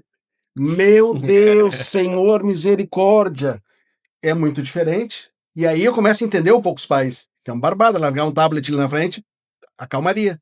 Mas, velho, tu se envolver em montar o brinquedinho, coisa e tal, um enfia dedo no olho do outro, outro não sei o que, coisa e tal, e tu aqui, e não poder ser sebedurão como eu sou. Uhum. Senta ali, coisa e tal, não dá, não é naquele amor. Então, quer dizer, é mais fácil hoje terceirizar a educação para as redes sociais, para as galinhas pintadinhas, do que realmente ficar à mesa ali. Lá no passado, o que se tinha era mesa. Mesa. Os pais sentavam à mesa com os filhos. Me lembro que nós trabalhamos desde muito cedo, eu dos 13 anos, meu irmão aos 16, e estudávamos à noite. Chegávamos 23 e pouco em casa, e estava o pai e a mãe esperando para jantar juntos. Esperavam até as 23, coisas que não Sentados à acontece. mesa. A mesa, o patriarca lá, alguns vão achar uma coisa horrorosa. Falou em patriarca, já é uma coisa horrorosa. O patriarca lá na ponta da mesa, a esposa ali à direita, o primogênito aqui no lado direito e eu lá no outro lado. Para nós, como é que foi o dia hoje, quais foram as dificuldades, como é que aconteceu, coisa e tal. Mesa. Hoje nós não temos mais isso. Não. Hoje tu vai ver, assim, e é triste, né? Porque a gente, às vezes, mesmo, como tu falou, tu teve a experiência de estar com um monte de criança. Imagina. Cara, é exaustivo. Só que o que que acontece? Nossa. Vamos facilitar. Toma o celular. Vai. E aí, a gente tem que ser... E eu acho que aí tá a sabedoria bíblica, que é a luta é contra a gente mesmo. Certamente. Tem que crucificar o homem, que somos nós, no caso, no sentido homem e mulher, né? Falando como pessoa. Mas, por quê? Porque é fácil. É muito fácil, é muito gostoso. Toma aqui, assiste. E mais, né? Ah, graças a Deus, um minuto de alívio, vou conseguir O comando falar. é para levar a cruz e não para estacionar a cruz, né? E aí, o que acaba acontecendo? A gente acaba criando um cenário que depois, meu velho... Olha o índice de... a minha filha, ela é autista, ela tem TDAH. O excesso de telas faz com que tu tenha inputs. Ou seja, a criança só recebe informação. Isso foi uma coisa que a gente se postou, limite de tela sempre. Ah, nunca vai assistir desenho? Não, vai assistir desenho. Óbvio, faz parte da minha infância, fez parte, muitas coisas boas aconteceram assistindo desenho. Vai assistir? Vai. Cuidado com o que vai assistir. Certo. Primeiro. Certo. E limite com o que vai assistir. Exato. E só que o que acaba acontecendo? A diligência, responsabilidade. Pô, tô cansado, tem que fazer. Muitas vezes a gente não quer. A gente tá exausto, teve estresse, teve problemas. O que a gente vai fazer? Respirar fundo. Agora eu sou pai, agora eu tenho que servir. E de uma forma diferente. Porque, como tu falou, não é que nem uma pessoa adulta vai dizer, meu, senta aí e fica quieto. E a pessoa vai ficar. Claro. Não. E outra, muito cuidado da forma como a gente vai falar. Certo. Porque, infelizmente, a gente vai traumatizar uma criança. Muito amor ali. Mas também com limites. Com limites. Então tem que ter carinho de mãe, acho que o Geraldo Rufino fala isso. Carinho de mãe, disciplina militar. Carinho de mãe, disciplina militar. E acho que a empresa é a mesma coisa. Porque eu sou uma pessoa que, às vezes, eu falo de forma meio ríspida. Mas não porque eu quero ser grosseiro. Mas é porque é o jeito que eu acabo falando. E eu sempre tento lutar contra isso. Tentar falar da melhor forma possível. Só que isso dá trabalho. E as pessoas cada vez mais não querem trabalho. Então a gente acaba vivendo uma sociedade que ela é preguiçosa, né? Então, cara, sempre limite de tela, tem que cuidar. Esse momento. A terça-feira hoje, só pra ter uma noção, eu tenho no meu calendário. lá, café da manhã em família. Hoje eu não tive o café da manhã em família. Só que o que a gente falou? Sacrifício. Hoje eu sacrifiquei. Só que quando que eu pondero? Quando que eu vou repor aquilo ali que eu perdi? Hoje eu não tomo café da manhã, mas eu tomo café da tarde com a minha família. Porque tem que ponderar, tem que equilibrar. É um momento que ele não vai voltar. E uma coisa que eu digo pra muitas pessoas, que eu entendi, o tempo não perdoa. Porque o que tu não fez hoje, que deveria ser feito, que a gente fala de responsabilidade, né? Maturidade. O que é maturidade? O adulto, ele faz o que tem que ser feito. E o jovem, ele faz quando ele quer. Ah, amanhã eu vejo. Amanhã eu faço. Só que tem coisa que não dá pra deixar pra amanhã. Um filho que precisa tomar um banho, tá sujo, vai deixar pra amanhã? Quando fica amanhã, ele tá com bactéria, começa a ter uma doença, né? Começa a te gerar mais problema do que deveria, porque tu não fez o que tinha que ser feito. Esse é o nível de responsabilidade. Bom, voltando ao cenário do YouTube, né? Falamos de YouTube. A pessoa vem, tá disposta a ouvir, tem um público muito mais calmo, muito mais disposto a te dar a atenção e o tempo, e saber que tu vai ensinar um conteúdo muito mais denso. E aí, baseado no YouTube, eu queria entender qual foi a estratégia que tu viu assim, cara, essa estratégia que eu fiz, que foi a que me deu o resultado. Então, foi a melhor estratégia que eu apliquei até hoje. Não no sentido de revelar, obviamente, todas as estratégias de negócio e tudo mais, mas algo que deu um indicativo. Cara, a estratégia que eu vi foi essa aqui, e nesse momento, quando eu fiz isso, eu tive muito mais resultado. Hoje o que vende é exposição, precisa muita exposição. E isso eu tenho alguma dificuldade, inclusive atualmente. No passado já tive uma exposição maior. Quando eu fiz a série Davi e Golias, eu estava beirando um lançamento, que foi meu primeiro produto digital chamado Operação Delta. O que eu decidi? Que eu ia criar um modelo de estudos em módulos: Alfa, Bravo, Charlie e Delta. Delta, D, delegado, e alguns apelidam delegados de os deltas, né? Então, coroamento lá no delta, em que no alfa nós prepararíamos as pessoas para uma prova objetiva, no bravo uma discursiva, iríamos. E eu ia fazer por meritocracia. As pessoas iam se matricular no alfa, todo mundo sem desconto nenhum. E aí nós criávamos questões, era praticamente uma mentoria.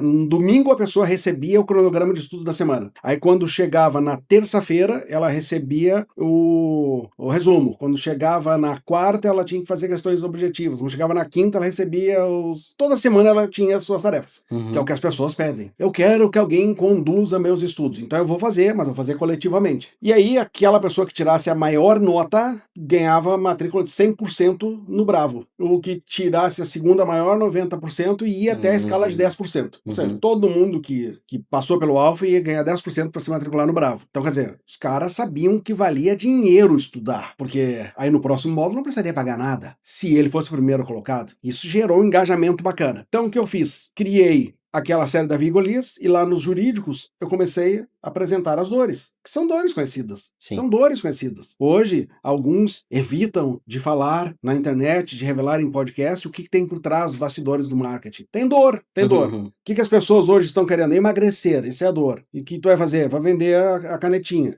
Monjaro. É o que tá dando dinheiro. É isso. Então, se eu criar um remédio para dor, eu vou me dar bem com isso. Então, eu mostrava as dores, a dificuldade das pessoas organizar. É a época que eu fiz a forma de lançamento e acreditei no que o Érico disse. O que o Érico disse? Não replica exatamente como eu fiz. Por que uma multidão de estúpidos fez? Pegou os mesmos copies, os mesmos videozinhos do Érico, tentava até imitar a voz do Érico. Assim, o suprassumo do ridículo. E aí não conseguia os resultados. Mas eu tinha meu público, dei os tiros de alerta e fiz o lançamento. E aí, qual era a minha surpresa? Naquele primeiro lançamento, 150 pessoas. Pra quem nunca tinha tido curso nenhum, velho. 150 pessoas. E aí, claro, aí eu errei a mão. Aí o que aconteceu? Quem criou os resumos, as questões de prova, fomos eu e o Lucas, sentado numa churrascaria. Vamos fazer? Vamos fazer. Como é que nós vamos fazer? Assim, assim, assim. Qual é o nível? Esse. Só tem um probleminha. Nós dois fomos no primeiro lugar em faculdade e estabelecemos a régua lá em cima. Meu Deus do céu, adivinha o que aconteceu? Tragédia. Os caras, muita gente pensou, não é pra mim. Não é pra mim, isso é uma coisa de outro mundo. Por quê? Porque a vaidade veio. A vaidade veio pra fora. Botar uma coisa de altíssimo nível. Aí, do 150, caiu pra 100 no Bravo. No Charge já caiu pra 50. E no Delta acabaram com 20 pessoas. Então não tive retenção ao longo do tempo. E não tive retenção não é porque as pessoas não gostaram, porque elas não tiveram condições de enfrentar aquilo tudo daquele jeito. Então a estratégia foi super exposição, entregando conteúdo de relevância. Porque acontece, o Érico, quando começou lá na ponta, lá com a forma de lançamento, ele tinha a ideia que tinha que entregar pílulas. Só pedacinhos do conhecimento, não entrega tudo, porque se entregar tudo, os caras não vão querer comprar. Aí vem um sujeito chamado Mairo Vergara, arregaçou o mercado, entregava mais do que ele entregava nos cursos, no grátis. E aí estabelecia aquele gatilho de reciprocidade, a pessoa queria assistir mais, a pessoa queria pagar, a pessoa queria fazer parte daquela grife. Como acontecia com as pessoas, Operação Delta, eu gerei relevância naquele negócio. Então, quer dizer, foi uma estratégia muito bacana de criar conteúdo decente, conteúdo que por si só já ajudaria as pessoas. Mas eles queriam a sensação de pertencimento, pertencer. Eu quero estar nesse grupo, eu quero ter aquele mesmo conhecimento que ele está entregando aí, mas de uma forma concatenada, organizada, cada coisa no seu lugar. Então funciona, isso funciona, sempre funciona. Sim. Integridade, se tu venderes em integridade, tu vai ter retorno. Mas só que integridade paga um preço, paga preço. Não é qualquer um que tem condições de entregar conteúdos íntegros, confiáveis. Sim. E segundo, a exposição na internet não é fácil. Porque, Kelvin, não é mole tu ter que levantar o celular todos os dias contra a tua própria cara e ter conversa pra falar. Velho, tem um momento que tu não quer mais, tu não aguenta mais levantar. Olá, mais um episódio da série Davi Golias. E nesse episódio tu não tá com vontade de sorrir. Aquele dia tu não tá bem. Sim. E tu precisa entregar. E foi a partir desse momento que eu decidi, preciso coisa nenhuma, meu irmão. Não preciso nada. Eu sou livre. Eu sou livre. Alguém pagou um preço para que eu fosse livre dessas amarras. Vou fazer quando eu tiver com vontade de fazer, ainda que me custe um preço. Claro. Quanto mais eu aparecer, mais eu ganho, com absoluta certeza. Porque eu vou tendo relevância. Sim. Mas a que preço? A preço de depressão, de desespero, de vontade de vomitar, de não querer falar e ter que criar texto? Porque tu não pode levantar o celular contra a cara e falar qualquer coisa. Não pode, tem que ter um copy anterior. Até porque também tem que entender que a pessoa tá dando o tempo dela ali. É então isso. Tem que fazer valer o tempo dela. Tu não vai entregar abobrinha pras pessoas. E não vai ficar entregando frasezinhas de impacto de coach. Você tem que explodir a ponte atrás. Explode a ponte. Não faça isso. Não seja idiota. Não faça isso. Não feche portas. Porque você não tem a menor ideia do que vem pela frente. Vem um campo minado pela frente.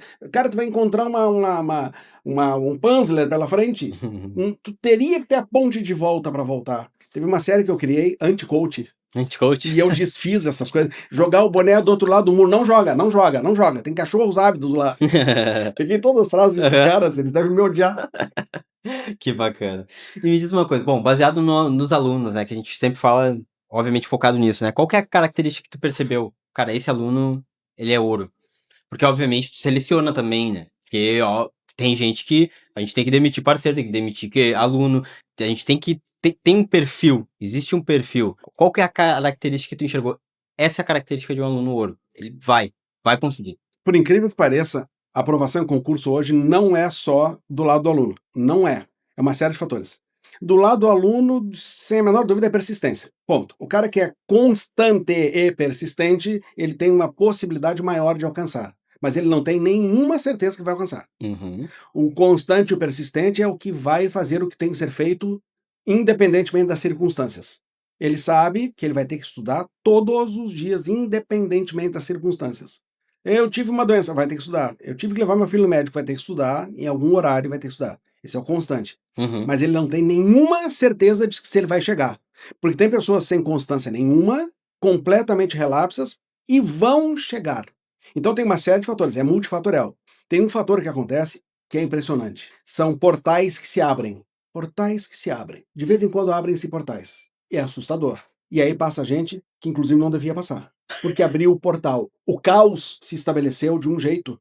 Durante muito tempo eu tive exame de ordem, tá? Durante muito tempo eu tive exame de ordem. E aí a reprovação bate 95%. Sempre. É isso aí. A reprovação é 95%. E aí, de vez em quando, se estabelecer algum caos em alguma prova e abria uma porteira e aquela represa que estava lá, e gente que tinha feito 2, 4, 10, 15, 20 exames de ordem e não tinham sido aprovados, passa pelo caos. Prova anulada, prova refeita, prova não sei o que, caos. Agora, por exemplo, capitão, esse concurso está atípico.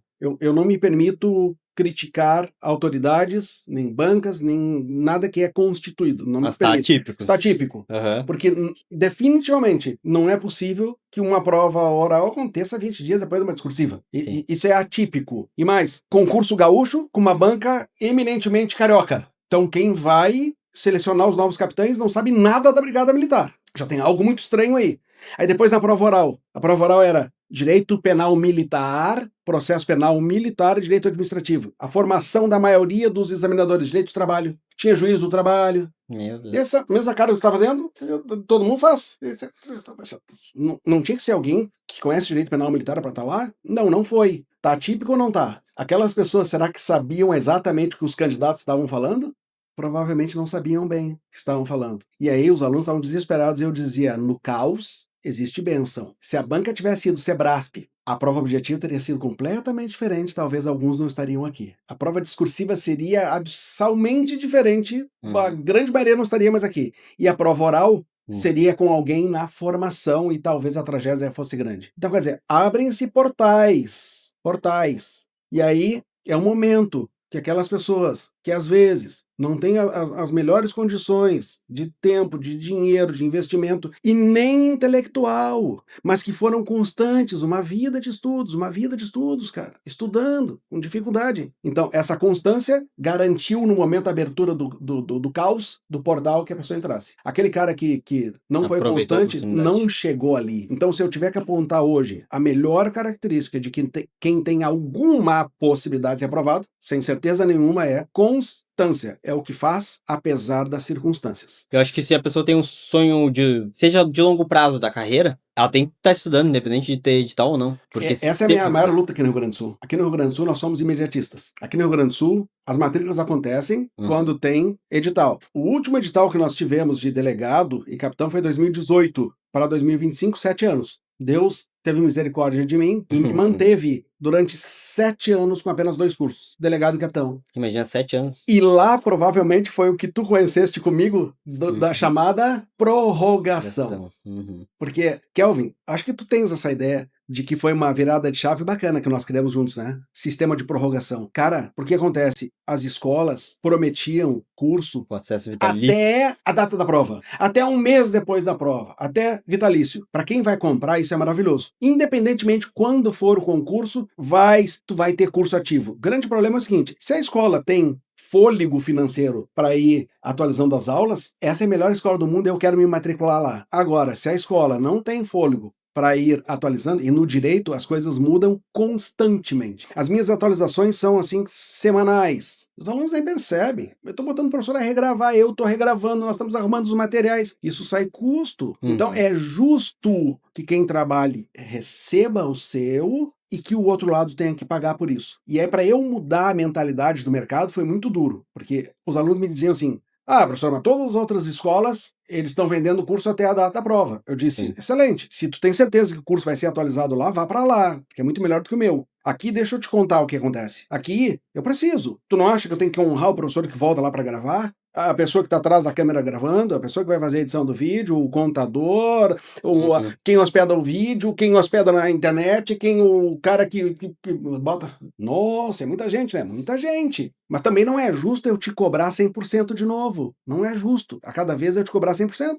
Então, eu te dou 50% de desconto para que tu continue estudando comigo. E, velho, isso foi uma benção. As prorrogações que aconteceram lá, porque se tu olhar a minha taxa de recompra, tu vai ver que nós beiramos a 50% sempre. Alunos novos, nem tão grande assim. Recompra, taxa alta. Por quê? Porque as pessoas confiam que nós estamos fazendo bem feito. E a gente tinha até um mecanismo, né? A gente tinha um mecanismo de rematrícula, mas a rematrícula, ela é uma matrícula do zero. Ela é basicamente um cenário de universidade, faculdade, onde eu vou pegar e vou fazer o quê? Cara, tá aqui tua matrícula nova, vai te rematricular com desconto. Esse é o valor de rematrícula.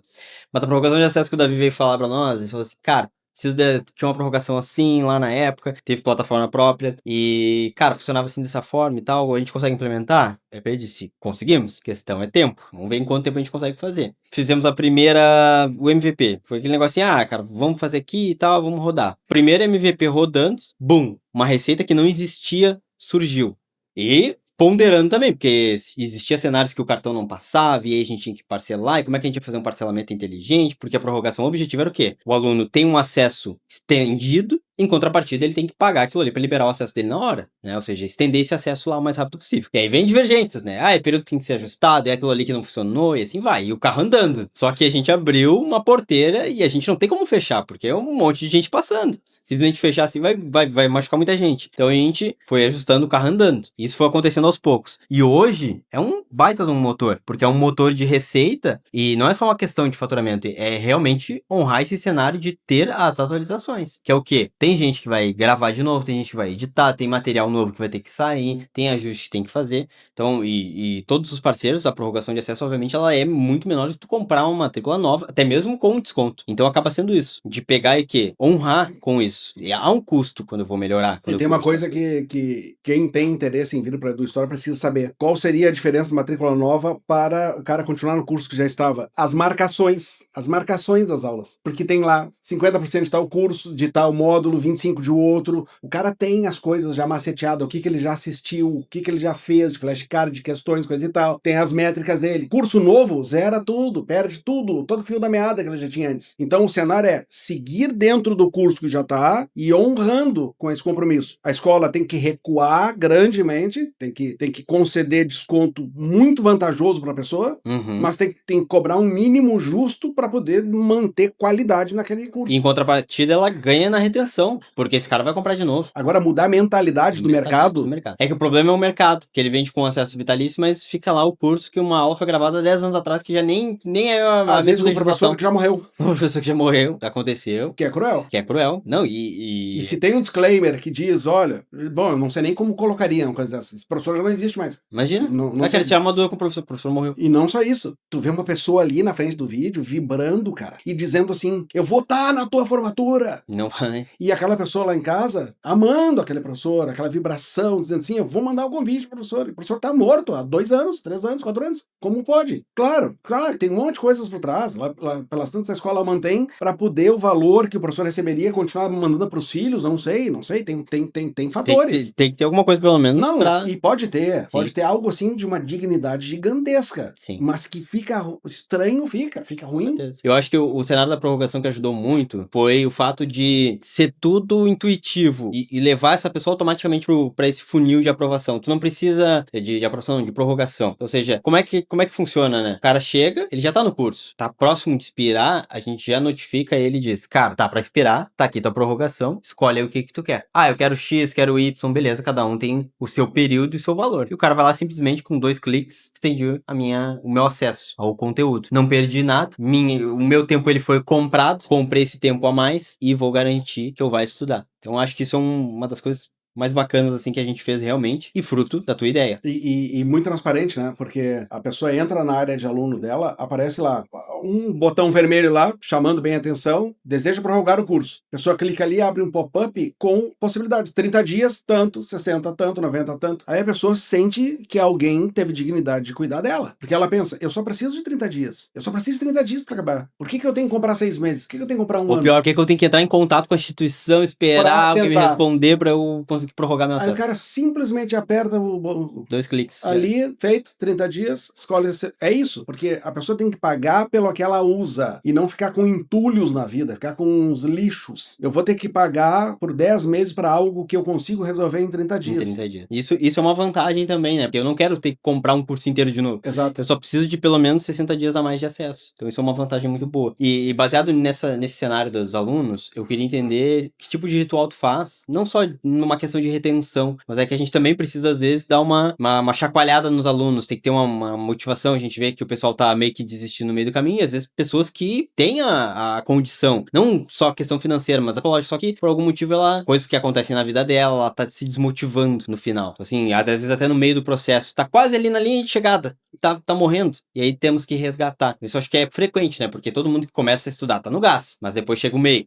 Chega mais perto do final ali, e às vezes nem saiu o edital, ou tá numa promessa, ou a gente não sabe. Então a gente tem que cuidar dessas pessoas, né? O que acontece? Eu só descubro isso por feedbacks, só, porque quando a gente tá num presencial, as coisas ficam mais fáceis. De eu ficar acompanhando, olhando pra feição das pessoas durante a aula, eu fico ali o tempo todo fazendo leitura da aura dos caras. Fico mesmo. Tô dando aula, olhando pra um, pra outro, pra outro, pra outro. Eu já vi coisas acontecendo dentro da sala de aula, já vi mulheres sendo vítimas de violência doméstica em em aula, de eu poder identificar isso, no final da aula dizer assim, quero falar contigo, antes de acabar. De ver ela recebendo ameaça pelo celular, que eu tô absolutamente ligado em tudo que tá acontecendo na sala de aula. Então, eu tô vendo as pessoas ali. Às vezes tô vendo, a gente começa a faltar. Eu já pergunto, cadê o colega que sentava? Nomes eu não sei nunca. O colega que senta ali não tá vindo? Ah, não tá. E alguém já, vocês que são colegas, são amigos, já ligaram pra ele? Diga pra ele que eu quero ele aqui na minha próxima aula. Quando que isso ia acontecer em algum lugar, velho? De um professor mandar um recado assim, ó, o professor sentiu a falta, disse que quer lá. Teve uma preparação para uma oral de promotor, tava dando aula numa escola, e aí começa ali, eu digo assim, cadê o Gabriel Capelani, que não tá aqui? Olha pra câmera e diz assim, Gabriel, se tu estás no ao vivo aí e não está aqui, até o intervalo eu te quero aqui em sala de aula. Tô te esperando. Meia hora, tá ele entrando para dentro, bom dia, desculpa, senta ali. Mas no digital não tem muito como fazer isso. Mas o que acontece? As minhas aulas, e aí eu lastimo que nem todos são assim, mas cada professor tem o seu perfil, mas nas minhas, além do conteúdo, eu falo sobre a vida. Contextualizado, é óbvio. Não vou ficar de papagaiando lá, perdendo tempo, fazendo a pessoa perder tempo. E ao final da aula, 2, 3, 4, 5 horas, temas pesados, duros, difíceis, ali eu converso 30 segundos que a pessoa disse. Ao final dos meus slides sempre tem uma missão cumprida. Quando bate o slide missão cumprida, a sensação de alívio de todo mundo, minha e dos alunos. Eu disse, 100 pessoas começaram essa aula. Eu não acredito que 15 chegaram aqui. Você que está aí, passando as dificuldades da vida, carregando uma cruz, eu sei que ela existe. Eu tenho uma aqui, você não enxerga o tamanho dela, mas eu também não enxergo o tamanho do seu. Mas saiba, tem alguém aqui, caminhando junto contigo. Não esquecendo um segundo sequer que atrás dessa lente, que é horrível falar para uma lente, atrás dessa lente tem o ser humano com todas as dificuldades. E eu não esqueço um segundo disso. E eu também tenho as minhas. E amanhã, passe ou não passe, nós vamos nos encontrar um dia e um dia nós vamos olhar, nós vamos nos abraçar, nós vamos contar as nossas lutas e as nossas bênçãos uns para os outros. E não raras vezes as pessoas mandam dizendo assim, era o que eu precisava ouvir. E tem uma história que eu vou contar também, que uma vez a gente implementou um cenário de... Não é uma recuperação, é um abandono, na verdade, né? Porque é um cenário que a gente quer o melhor pro aluno. A gente, obviamente, busca trazer os melhores cenários tecnológicos, tudo de ponta, tudo que a gente consegue entregar o máximo, o melhor, sempre. Só que a gente vai mapeando coisas e a gente começou a ver, cara, tem esse cenário de abandono, o que eu posso fazer? E a gente começou a mandar mensagens pra pessoa. Cara, tu chegou até aqui, não desiste. Esse é o ponto, é a sua decisão. Aqui é onde a coisa pode mudar. E aí eu lembro que é uma mensagem automática, padrão, e a gente pede pra cada parceiro personalizar. E aí alguém mandou uma mensagem pra um parceiro nosso. Cara, olha só o que eu recebi. Mandou mensagem. Cara, eu tava desistindo, mas eu recebi teu e-mail e te agradeço muito, professor, por ter me dado esse chacoalho. E eu vou continuar. Fiz a minha matrícula aqui e tô começando amanhã. E o cara falou, eu não sei que mensagem é essa, mas eu sei que... Funcionou. Aí tu imagina que é algo que é automatizado gera um resultado desse. Então imagina se organicamente tiver um ser humano falando com um cara num vídeo. Por isso que o maior desafio de uma escola hoje é achar professores comprometidos. A começar que, de um modo geral, professores dão aula em todos os lugares. Então o diferencial de uma escola hoje não é mais os professores, porque o mesmo professor que dá numa escola X vai estar lá no Tico-Tico. Isso. Né? Recebe 50x numa escola, recebe 1,99 no Tico-Tico e dá a mesma aula.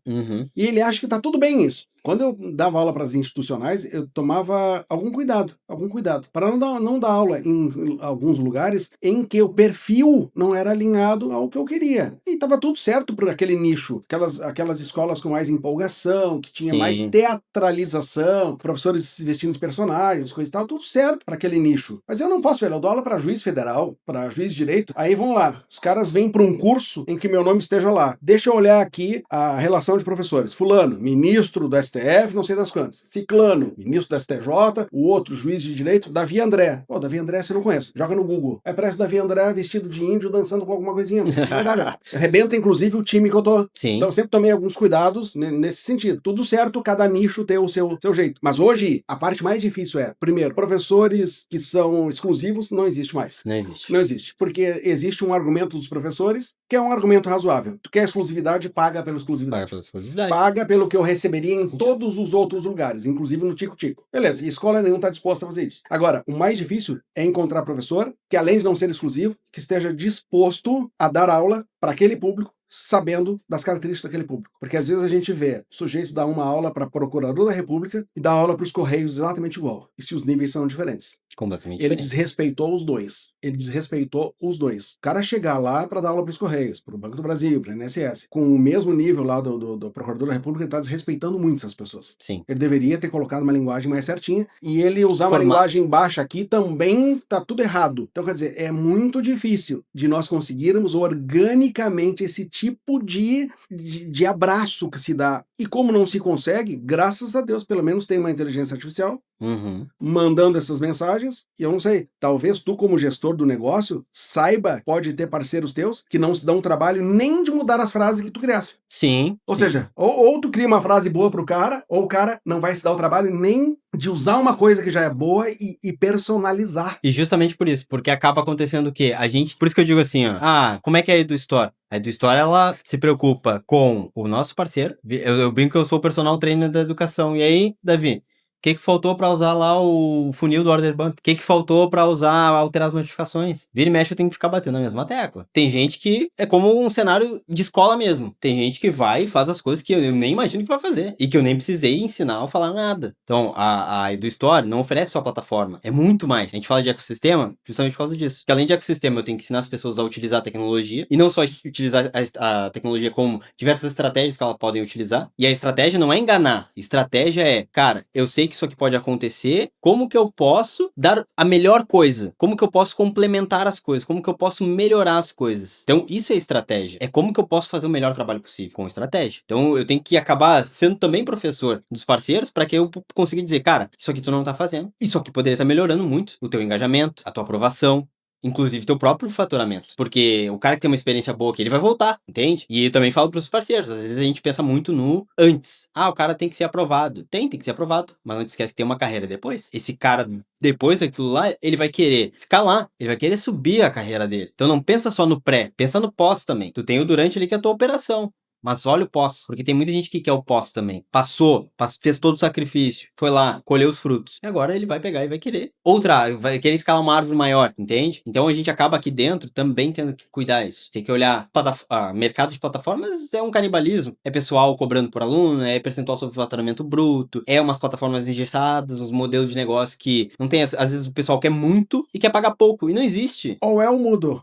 Ou é o mudo. Então acaba sendo isso. E quando a pessoa vem pra EduStore, e até já vou engatar a nossa pergunta aqui, que é, tu teve plataforma própria. Tem gente que tem plataforma própria e tem gente que pega plataformas de mercado. E aí eu queria vislumbrar assim, voltaria no tempo, conhecesse a EduStore, conhecendo a EduStore, voltaria no tempo, teria a plataforma própria? Não tenho como responder assim.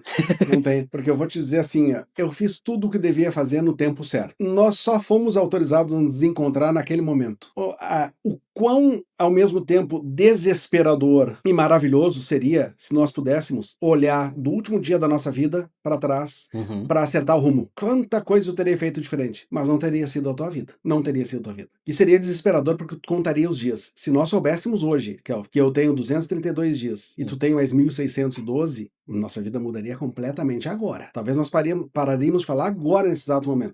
Então, eu não quero te responder o que tu me perguntaste agora, porque eu não vou responder no futuro para alguém que disser assim, agora que tu me conhece, tu teria contratado o EduStore? Eu diria, sim, teria. Então eu não vou dar aos que passaram por mim um tratamento diferente do que eu vou dar a ti. Eu vou te dizer assim, as 3 plataformas que eu tive foram excelentes. Ótimo. Excelentes. Elas cumpriram o papel que tinham que cumprir naquele momento histórico. Em cada fase, cada estágio. Eu vou te dizer assim, eu e tu vamos olhar para a EduStore amanhã e vamos dizer, nossa, véio, que troço engessado, véio, que troço, que falta de tecnologia. Eu e tu vamos olhar pro teu negócio e vamos dizer, fizemos o que tínhamos que fazer. Não tinha como fazer diferente. Era o que tinha. Então, a minha primeira plataforma serviu para me atender na Operação Delta. Só. E me atendeu maravilhosamente na Operação Delta. Mas como era uma agência que trabalhava com construção de plataforma e com publicidade, e tinha a plataforma de uma outra grande escola, foi pela essa outra escola que, na verdade, eu cheguei lá. Sim. Então, para mim, construíram um pedacinho. Serviu. E aí, eu quis ampliar um pouco, não me acertei no valor com eles, porque tinha um modelo que não me atenderia. Eu trabalharia mais para pagar a plataforma do que me sustentar. Encontrei um outro parceiro pelo caminho, Fábio, construiu uma plataforma do zero para mim. Um ano para construir. Um ano. para montar todos os cenários. E mais, ele nunca tinha visto uma plataforma de educação na frente dos olhos. Nós construímos juntos. Sim. O que é uma área do aluno, o que é a área de venda, o que é o painel por trás, o que aperta um botão aqui muda lá na frente. Não sabia, mas tinha uma alta capacidade de programar magnificamente bem. E aí, chegou um momento histórico que aquilo cessou, voltei para a primeira empresa. Só que na primeira empresa, o dono me passou direto para o programador, e aí nós começamos a conversar mais diretamente. Andou maravilhosamente bem. Uhum. Mas o que me fez chegar a ti? As coisas têm ciclos. A minha parte pedagógica, é certo que 100 microempreendedores, grandes empreendedores vão sentar aqui, a pergunta que tu fizer acerca de onde ele errou, vai ser a mesma resposta. Eu errei que eu priorizei a parte pedagógica à parte financeira. Uhum. Minha parte pedagógica era magnífica, sensacional, maravilhosa, e a financeira não era boa. Quando eu cheguei em ti, o que eu te disse? Eu tenho um problema, e o meu problema hoje é o seguinte, eu pensava que tinha um, eu tinha vários. Meu problema é, até ontem eu tinha emissão de nota fiscal por dentro da minha plataforma. Então, era simples. Eu determinava se ia emitir nota fiscal em demanda, uma por uma, quantos dias eu queria, porque eu esperava 7 dias. Sim. Para emitir a nota fiscal. Menos trabalho. Emitir nota fiscal para depois cancelar um terror. Problemas múltiplos. E aí o governo mudou, passou tudo lá para o portal do contribuinte, e aí, velho, começar a emitir nota fiscal na mão, a chance de errar é grande. É grande. É grande. Vamos desenvolver? Vamos desenvolver. Aí quando o Kleber viu o tamanho da bronca, o Kleber disse, Davi, não vai dar. É melhor tu partir para algo que esteja pronto. Então tu vê a maturidade de alguém que deixou de ganhar dinheiro e sugeriu, Davi, parte para algo que já esteja mais pronto. Sim. Customizável. Alguém que só vai pensar nisso. Por quê? Porque o Kleber não tinha exclusividade comigo. E a empresa largou o ramo de plataforma e ficou só no marketing. Uhum. Eu era o único cliente deles de plataforma. E os caras só me mantinham por consideração. Sim. Ou seja, já está sendo um peso para a empresa. E aí nós desenvolver todo um modal para nota fiscal. Aí eu conversei contigo, eu tenho as soluções. Aí eu descobri que tinha outros problemas, né? A minha parte de vendas era inexistente. Simplesmente, velho, nós somos simplesmente um milagre. Nós somos simplesmente bênção de Deus. É que Deus é fiel, porque eu faço tudo errado. Eu não vendo, eu não apresento os meus cursos, não digo nada, não digo que nós somos excelentes que fizemos, não digo. Quem diz são as pessoas. São as pessoas. Hoje, todos os que chegaram a mim para fazer a oral de capitão, que são militares, disseram: professor, o senhor foi recomendado pelo capitão fulano, capitão ciclana, capitão não sei o quê, major não sei das quantas. É a venda de boca a boca. É a recomendação. É claro que daí eu não escalo, né, velho? Sim. Não escalo. Então não vê milhares de alunos nos meus cursos. Vê centenas, não vê milhares. Então, quer dizer, respondendo, não faria nada diferente do que fiz tudo o que dava para fazer com a maior integridade possível e sendo muito grato àquelas pessoas. Porque até experiências que não foram boas foram muito positivas. Melhores do que as que foram boas. Porque a coisa ser boa é obrigação. Que o nosso relacionamento seja bom, que as coisas sejam boas. Agora, as coisas que não dão muito certo, isso nos dá experiência, isso nos amadurece, isso nos ensina a ser mais humildes, ensina a gente não querer ser imediatista, resiliente. De ter que esperar soluções nos tempos que elas têm que acontecer. Sim. E eu acho que esse nível de transparência, a gente também trata aqui dentro. Porque, por exemplo, ouvi de muitas pessoas quando eu fundei a história. Não, porque tu tinha que fazer que nem formato de fulano, de ciclano, de beltrano. Cara, mas não é o que eu quero. Não é o objetivo. Ah, porque daí tu faz uma área de membros. Não é área de membros. Eu nasci dentro de uma empresa de educação. Foi ali que eu vi que eu queria viver da educação. E aí foi quando eu vi que tudo que tinha no mercado era muitas vezes venda, era sempre dois extremos. Ou era muito venda ou era muito pedagógico. Muito venda e muito pedagógico. Tu nunca tinha o equilíbrio. Então aqui a gente trouxe o equilíbrio. A gente fundou um negócio de equilíbrio. Que é o quê? Um modelo de negócio, pensado, obviamente, e num cenário que eu consiga equilibrar. Onde eu vendo, onde eu escalo, onde eu tenho funil, onde eu tenho estratégia, tudo isso. E a parte acadêmica.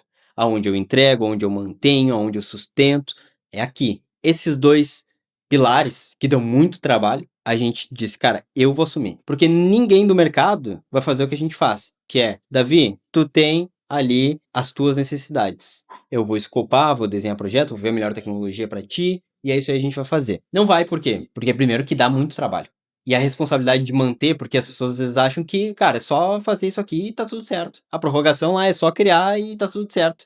Não, é manutenção, é atualização, é novos cenários, é novos formatos, e assim vai. Então nunca para. E esse cenário que o mercado te oferece, ele não tá nem aí, ele quer escala. Escala, escala, escala. Só que a escala, para ela ter, ela tem que ter muito processo, muita diligência por trás, para tu ter uma escala sem queimar teu nome e tua marca. Porque hoje eu sou a marca. Hoje as pessoas compram de mim. O Davi sabe quem é o Kelvin. Ele fala direto com o Kelvin. Ele comprou de mim.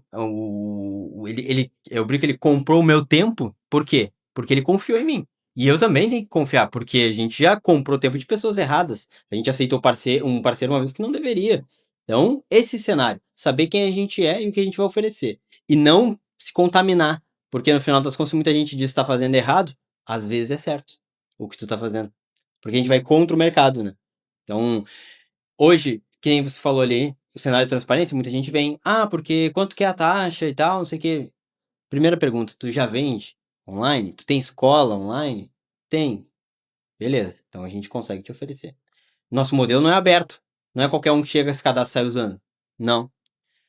Quero ver tua operação. Se eu consigo ajudar tua operação, uma operação que ela é fidedigna, não é um golpe, não é nicho black, não é nada desse gênero, eu vou te ajudar. Agora, não vem golpista, não vem. Nosso NPS geral dos parceiros é muito alto. Vem fulano de tal? Não. Porque eu sei que o que tu vende, tu entrega é completamente diferente. Tu vende muito, mas entrega pouco. Quem entrega a transformação, vem. Vem que tu vai ter um parceiro de qualidade. O cara que vai estar ali na trincheira contigo. O cara vem e diz, não vendi, não tem escola. Então faz o seguinte, cara, ó, testa lá uma plataforma de mercado, vai lá, quando tu tiver legal, assim, ó, cara, tô bacana. Aí tu vem. Primeiro porque, obviamente, por ser premium, meu preço tá longe de ser o que as plataformas de mercado vão te oferecer, e meu modelo de negócio ele é completamente diferente do que o mercado te oferece. Ele é visto a longo prazo, porque o objetivo é tirar a responsabilidade de ti cara, tem que pensar nisso, eu tenho que ver como é que vai fazer, custo, investimento, quem que vai fazer. Não, essa é a responsabilidade minha. Tem que cuidar do aluno, tem que cuidar do teu produto. O que que tu vai oferecer? O que que tu precisa para viver ali dentro? Ferramentas, facilidades. É isso, essa responsabilidade é minha. Eu quero tirar do teu ombro. E isso que a maioria das empresas não tem. As escolas, elas estão, às vezes, querendo manter tecnologias próprias, sem ter condição. Você vê que é um buraco sem fim que tu só tá tocando e tapando, tocando dinheiro e tapando, tocando dinheiro e tapando. Problemas que elas nem estão enxergando. Entende? Então, esse foi onde nasceu. E hoje, até com toda a tua experiência que tu teve, para aquele cara que tá nesse cenário, aquele cenário, esses ciclos já fecharam. Olha pra câmera e diz pro cara, por que ele deveria conhecer aí do história? Não vai dizer nem contratar. Ele tem que conhecer, ele tem que olhar, experimentar, conhecer, saber. Porque, na prática, se eu disser pra ele, eu sou mais uma plataforma. Pra todo mundo, eu sou mais uma plataforma. E nosso slogan, ele é plataforma porque as pessoas procuram. Tu procura plataforma. Mas, no fundo, tu entendeu que era muito mais que plataforma. No fundo, tu viu que muitos outros problemas tu nem estava vendo. E assim, foi onde aconteceu a nossa parceria. Dificilmente qualquer coisa que eu vá dizer eu vou convencer alguém. Eu não quero que tu converse, eu quero que seja íntegro, transparente. Cada um tem o seu momento. E uma coisa é absolutamente certa: só chegarão aqui os que vão ter que chegar. Só. E vão chegar na hora e do jeito certo. Mas o que é preciso que saibam? Que tem alguém disposto a fazer. Eu nunca me preocupo com grifes e resultados de palco. É por isso que eu simplesmente me lixo para qualquer plaquinha. Me lixo para qualquer plaquinha. Eu troco uma plaquinha pela inexistência de bugs. Troco. Davi, quero te dar uma plaquinha de 100K. Eu quero que tu corrija o bug lá que tá explodindo na minha cara lá. Ótimo. Davi, corrigiu um bug. Grande premiação que tu me deste. Porque eu preciso ter tranquilidade de cuidar dos meus problemas. Os teus problemas cuida tu, os meus problemas cuido eu. Eu não levo os meus problemas para ti, tu não traz os meus para mim. Se é isso que procura, valeu, cara. Nós que estamos querendo viver de educação, a nossa preocupação maior, se a pessoa tem uma grande estrutura e precisa de dinheiro forte para ela ter tudo dentro do guarda-chuva dela, tanto melhor. Vai. Vai ter um problema atrás do outro, mas tá tudo certo, vai. Se tem dinheiro sobrando, vai. Agora, se tu não tem dinheiro sobrando e precisa de valor justo, com entrega descomplicada, talvez esteja aqui. Porque eu não posso entrar em filas burocráticas. Sabe que lá o nosso ticket de atendimento de celular, WhatsApp, durante o horário do expediente, a minha equipe às vezes se sente um pouco pressionada, que é um baixar de olhos. Ele não pode tirar o olho da tela e a resposta já tem que começar a ser escrita. Sim. É isso. E ao mesmo tempo que a minha imposição de ticket é alta, a minha imposição de ticket para os parceiros também é alta. A minha exigência é alta. Eu sei que eu assusto no início de uma parceria. Eu sei que eu assusto pela minha exigência. Sou chato para um dedéu. Chato para um dedéu. Porque, infelizmente, eu recebi olhos que vêm. Eu recebi olhos daqueles que vêm. E que encontra a vírgula fora do lugar. Sempre. Sempre. E quando eu aponto que a vírgula está fora do lugar, não é preciosismo, é para o crescimento de nós dois. Para que nós dois cresçamos. Mas o problema é quando tu aponta que a vírgula está fora do lugar e o outro lado, além de querer rebater, dizer que a vírgula não está fora do lugar, demora um eito para responder ou não responde. Porque a gente precisa de velocidade. O mundo está, hoje, insanamente veloz. As pessoas têm pressa para tudo. Pressa de resposta. E primeiro que as pessoas não leem mais nada. Mais nada. Uma página de vendas as pessoas não leem. Elas sempre vêm no WhatsApp e perguntam: e como é que é o curso? E cada botão que elas clicam tem que funcionar. Às vezes eu vejo em alguns lugares que os botões de venda funcionam magnificamente bem. Porque eu compro muita coisa. Os botões de venda funcionam, velho, que é uma beleza. E os contatos de venda são imediatos. São aqueles que eu realmente não olhei para o lado, a resposta já começou a ser dada. Mas os botões do produto são lentos ou não funcionam. Achar empresa que venda botão rápido na página de vendas é uma barbada. Agora, achar empresa que venda botão rápido em todos os lados, isso é mais difícil. E isso a gente consegue com o Kelvin. Porque, às vezes, o Kelvin diz: eu estou numa fila de prioridades, tá lançando uma grande funcionalidade. Uma coisa é certa, se é bug, o bug se transformou em prioridade e ponto. Tem um lançamento para fazer amanhã. Se estourou um troço na cara de alguém, vai ter que parar e vai ter que debugar. Ponto. Eu acho que essa é a regra do programador, não tem como. Sim. Né? Imagina, um botão de venda que está explodindo para um outro lugar. Não tem. Tenta abrir uma página, não acontece. Então, não dá. E isso a gente vê acontecer aqui. E inicialmente até achei que nós íamos ter aqueles protocolos e cadastra, e aí manda não sei para quem, coisa e tal. Não. É acesso por WhatsApp. Eu não tenho mais paciência também para registrar coisas em e-mails. A comunicação tem que ser síncrona. E acontece. É claro que as coisas elas têm que ter racionalidade. Não é possível que a pessoa esteja à disposição à noite, de madrugada, e às vezes eu vejo alunos sem noção mandando pergunta de madrugada, mandando pergunta à noite. Sabe que inicialmente eu respondia. E depois eu me dei conta que chega a ser amadorismo. Responder numa madrugada. Claro. Tu teve o dia inteiro pra... Não, e chega a ser amadorismo da escola. Sim. Diz assim: então, mas o troço lá é xing-ling, né? Então é o próprio Davi que tá lá respondendo. Ih, rapaz, é um exército de um homem só. Então, quer dizer, agora é a certeza que no outro dia as coisas vão acontecer. Então, um bom parceiro de remo é o Kelvin. Eu acho que existe um cenário também que os empresários de educação, né, falando nesse cenário, as pessoas que vivem da educação, que é muito cuidado com quem tu vai largar o coração da tua operação, porque sem uma plataforma, tu não vende. Tu precisa de um lugar que vai ser transacionado ali, um meio de pagamento intermediário. Sem botar os dados sensíveis. Os dados sensíveis, a LGPD, e outra, todo um cenário de onboarding do próprio aluno. Então, isso é uma analogia que às vezes a pessoa quer o mais barato, mas ela não tá vendo que ela... Eu acho que essa analogia é como se tu pegar assim, ó, beleza, eu tô com um baita problema de saúde e eu vou pegar e vou num médico mais açougueiro. Parece que é isso. Porque às vezes a pessoa olha uns negócios esdrúxulos e diz, não, eu vou por lá porque é mais barato. Bom, tudo bem. Só que a consequência vem depois. É quase que o alimento que tu come. O alimento que tu come, o que tu vai viver. Teu corpo vai se alimentar daquilo ali. Então, muito cuidado com o que tu vai comer. Tu vai comer a pior comida que existe, só porque é a mais barata. E tem a questão dos dados sensíveis também. O que que é provavelmente o maior ativo de uma escola? Provavelmente o maior ativo é o cadastro de alunos. Uhum. Dados é ouro, né? Cadastro de alunos. Se cai nas mãos de alguém inescrupuloso, ele vende na cara dura. Vende na cara dura para a concorrência. Sim. Vende. Porque o que acontece? Às vezes o algoritmo não entrega concorrência para os meus alunos. E aí, tu vende os meus dados para um concorrente meu, o sujeito manda uma malinha direta lá e mostra. Eu tenho os mesmos professores que ele Uhum. pela metade do preço. Porque isso vai acontecer.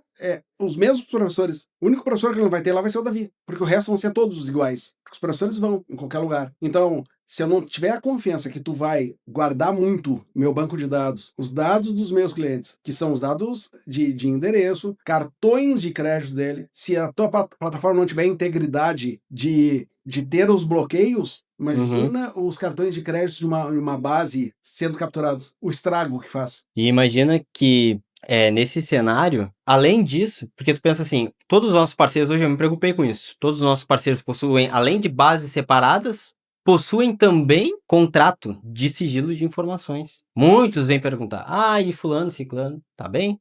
Não posso. Não existe vazamento de dados pelo fato de que eu tenho uma responsabilidade a cumprir. Tem várias empresas, tem empresas concorrentes, eu sou um serviço. Logo, eu preciso ter essa diligência, que é parceiro, contrato, exclusividade, cenário de exclusão de dados. Todo parceiro hoje que vem, Kelvin, quero encerrar a relação. Beleza, tá aqui todos os seus dados, tá aqui todos os teus arquivos. Tchau e um abraço.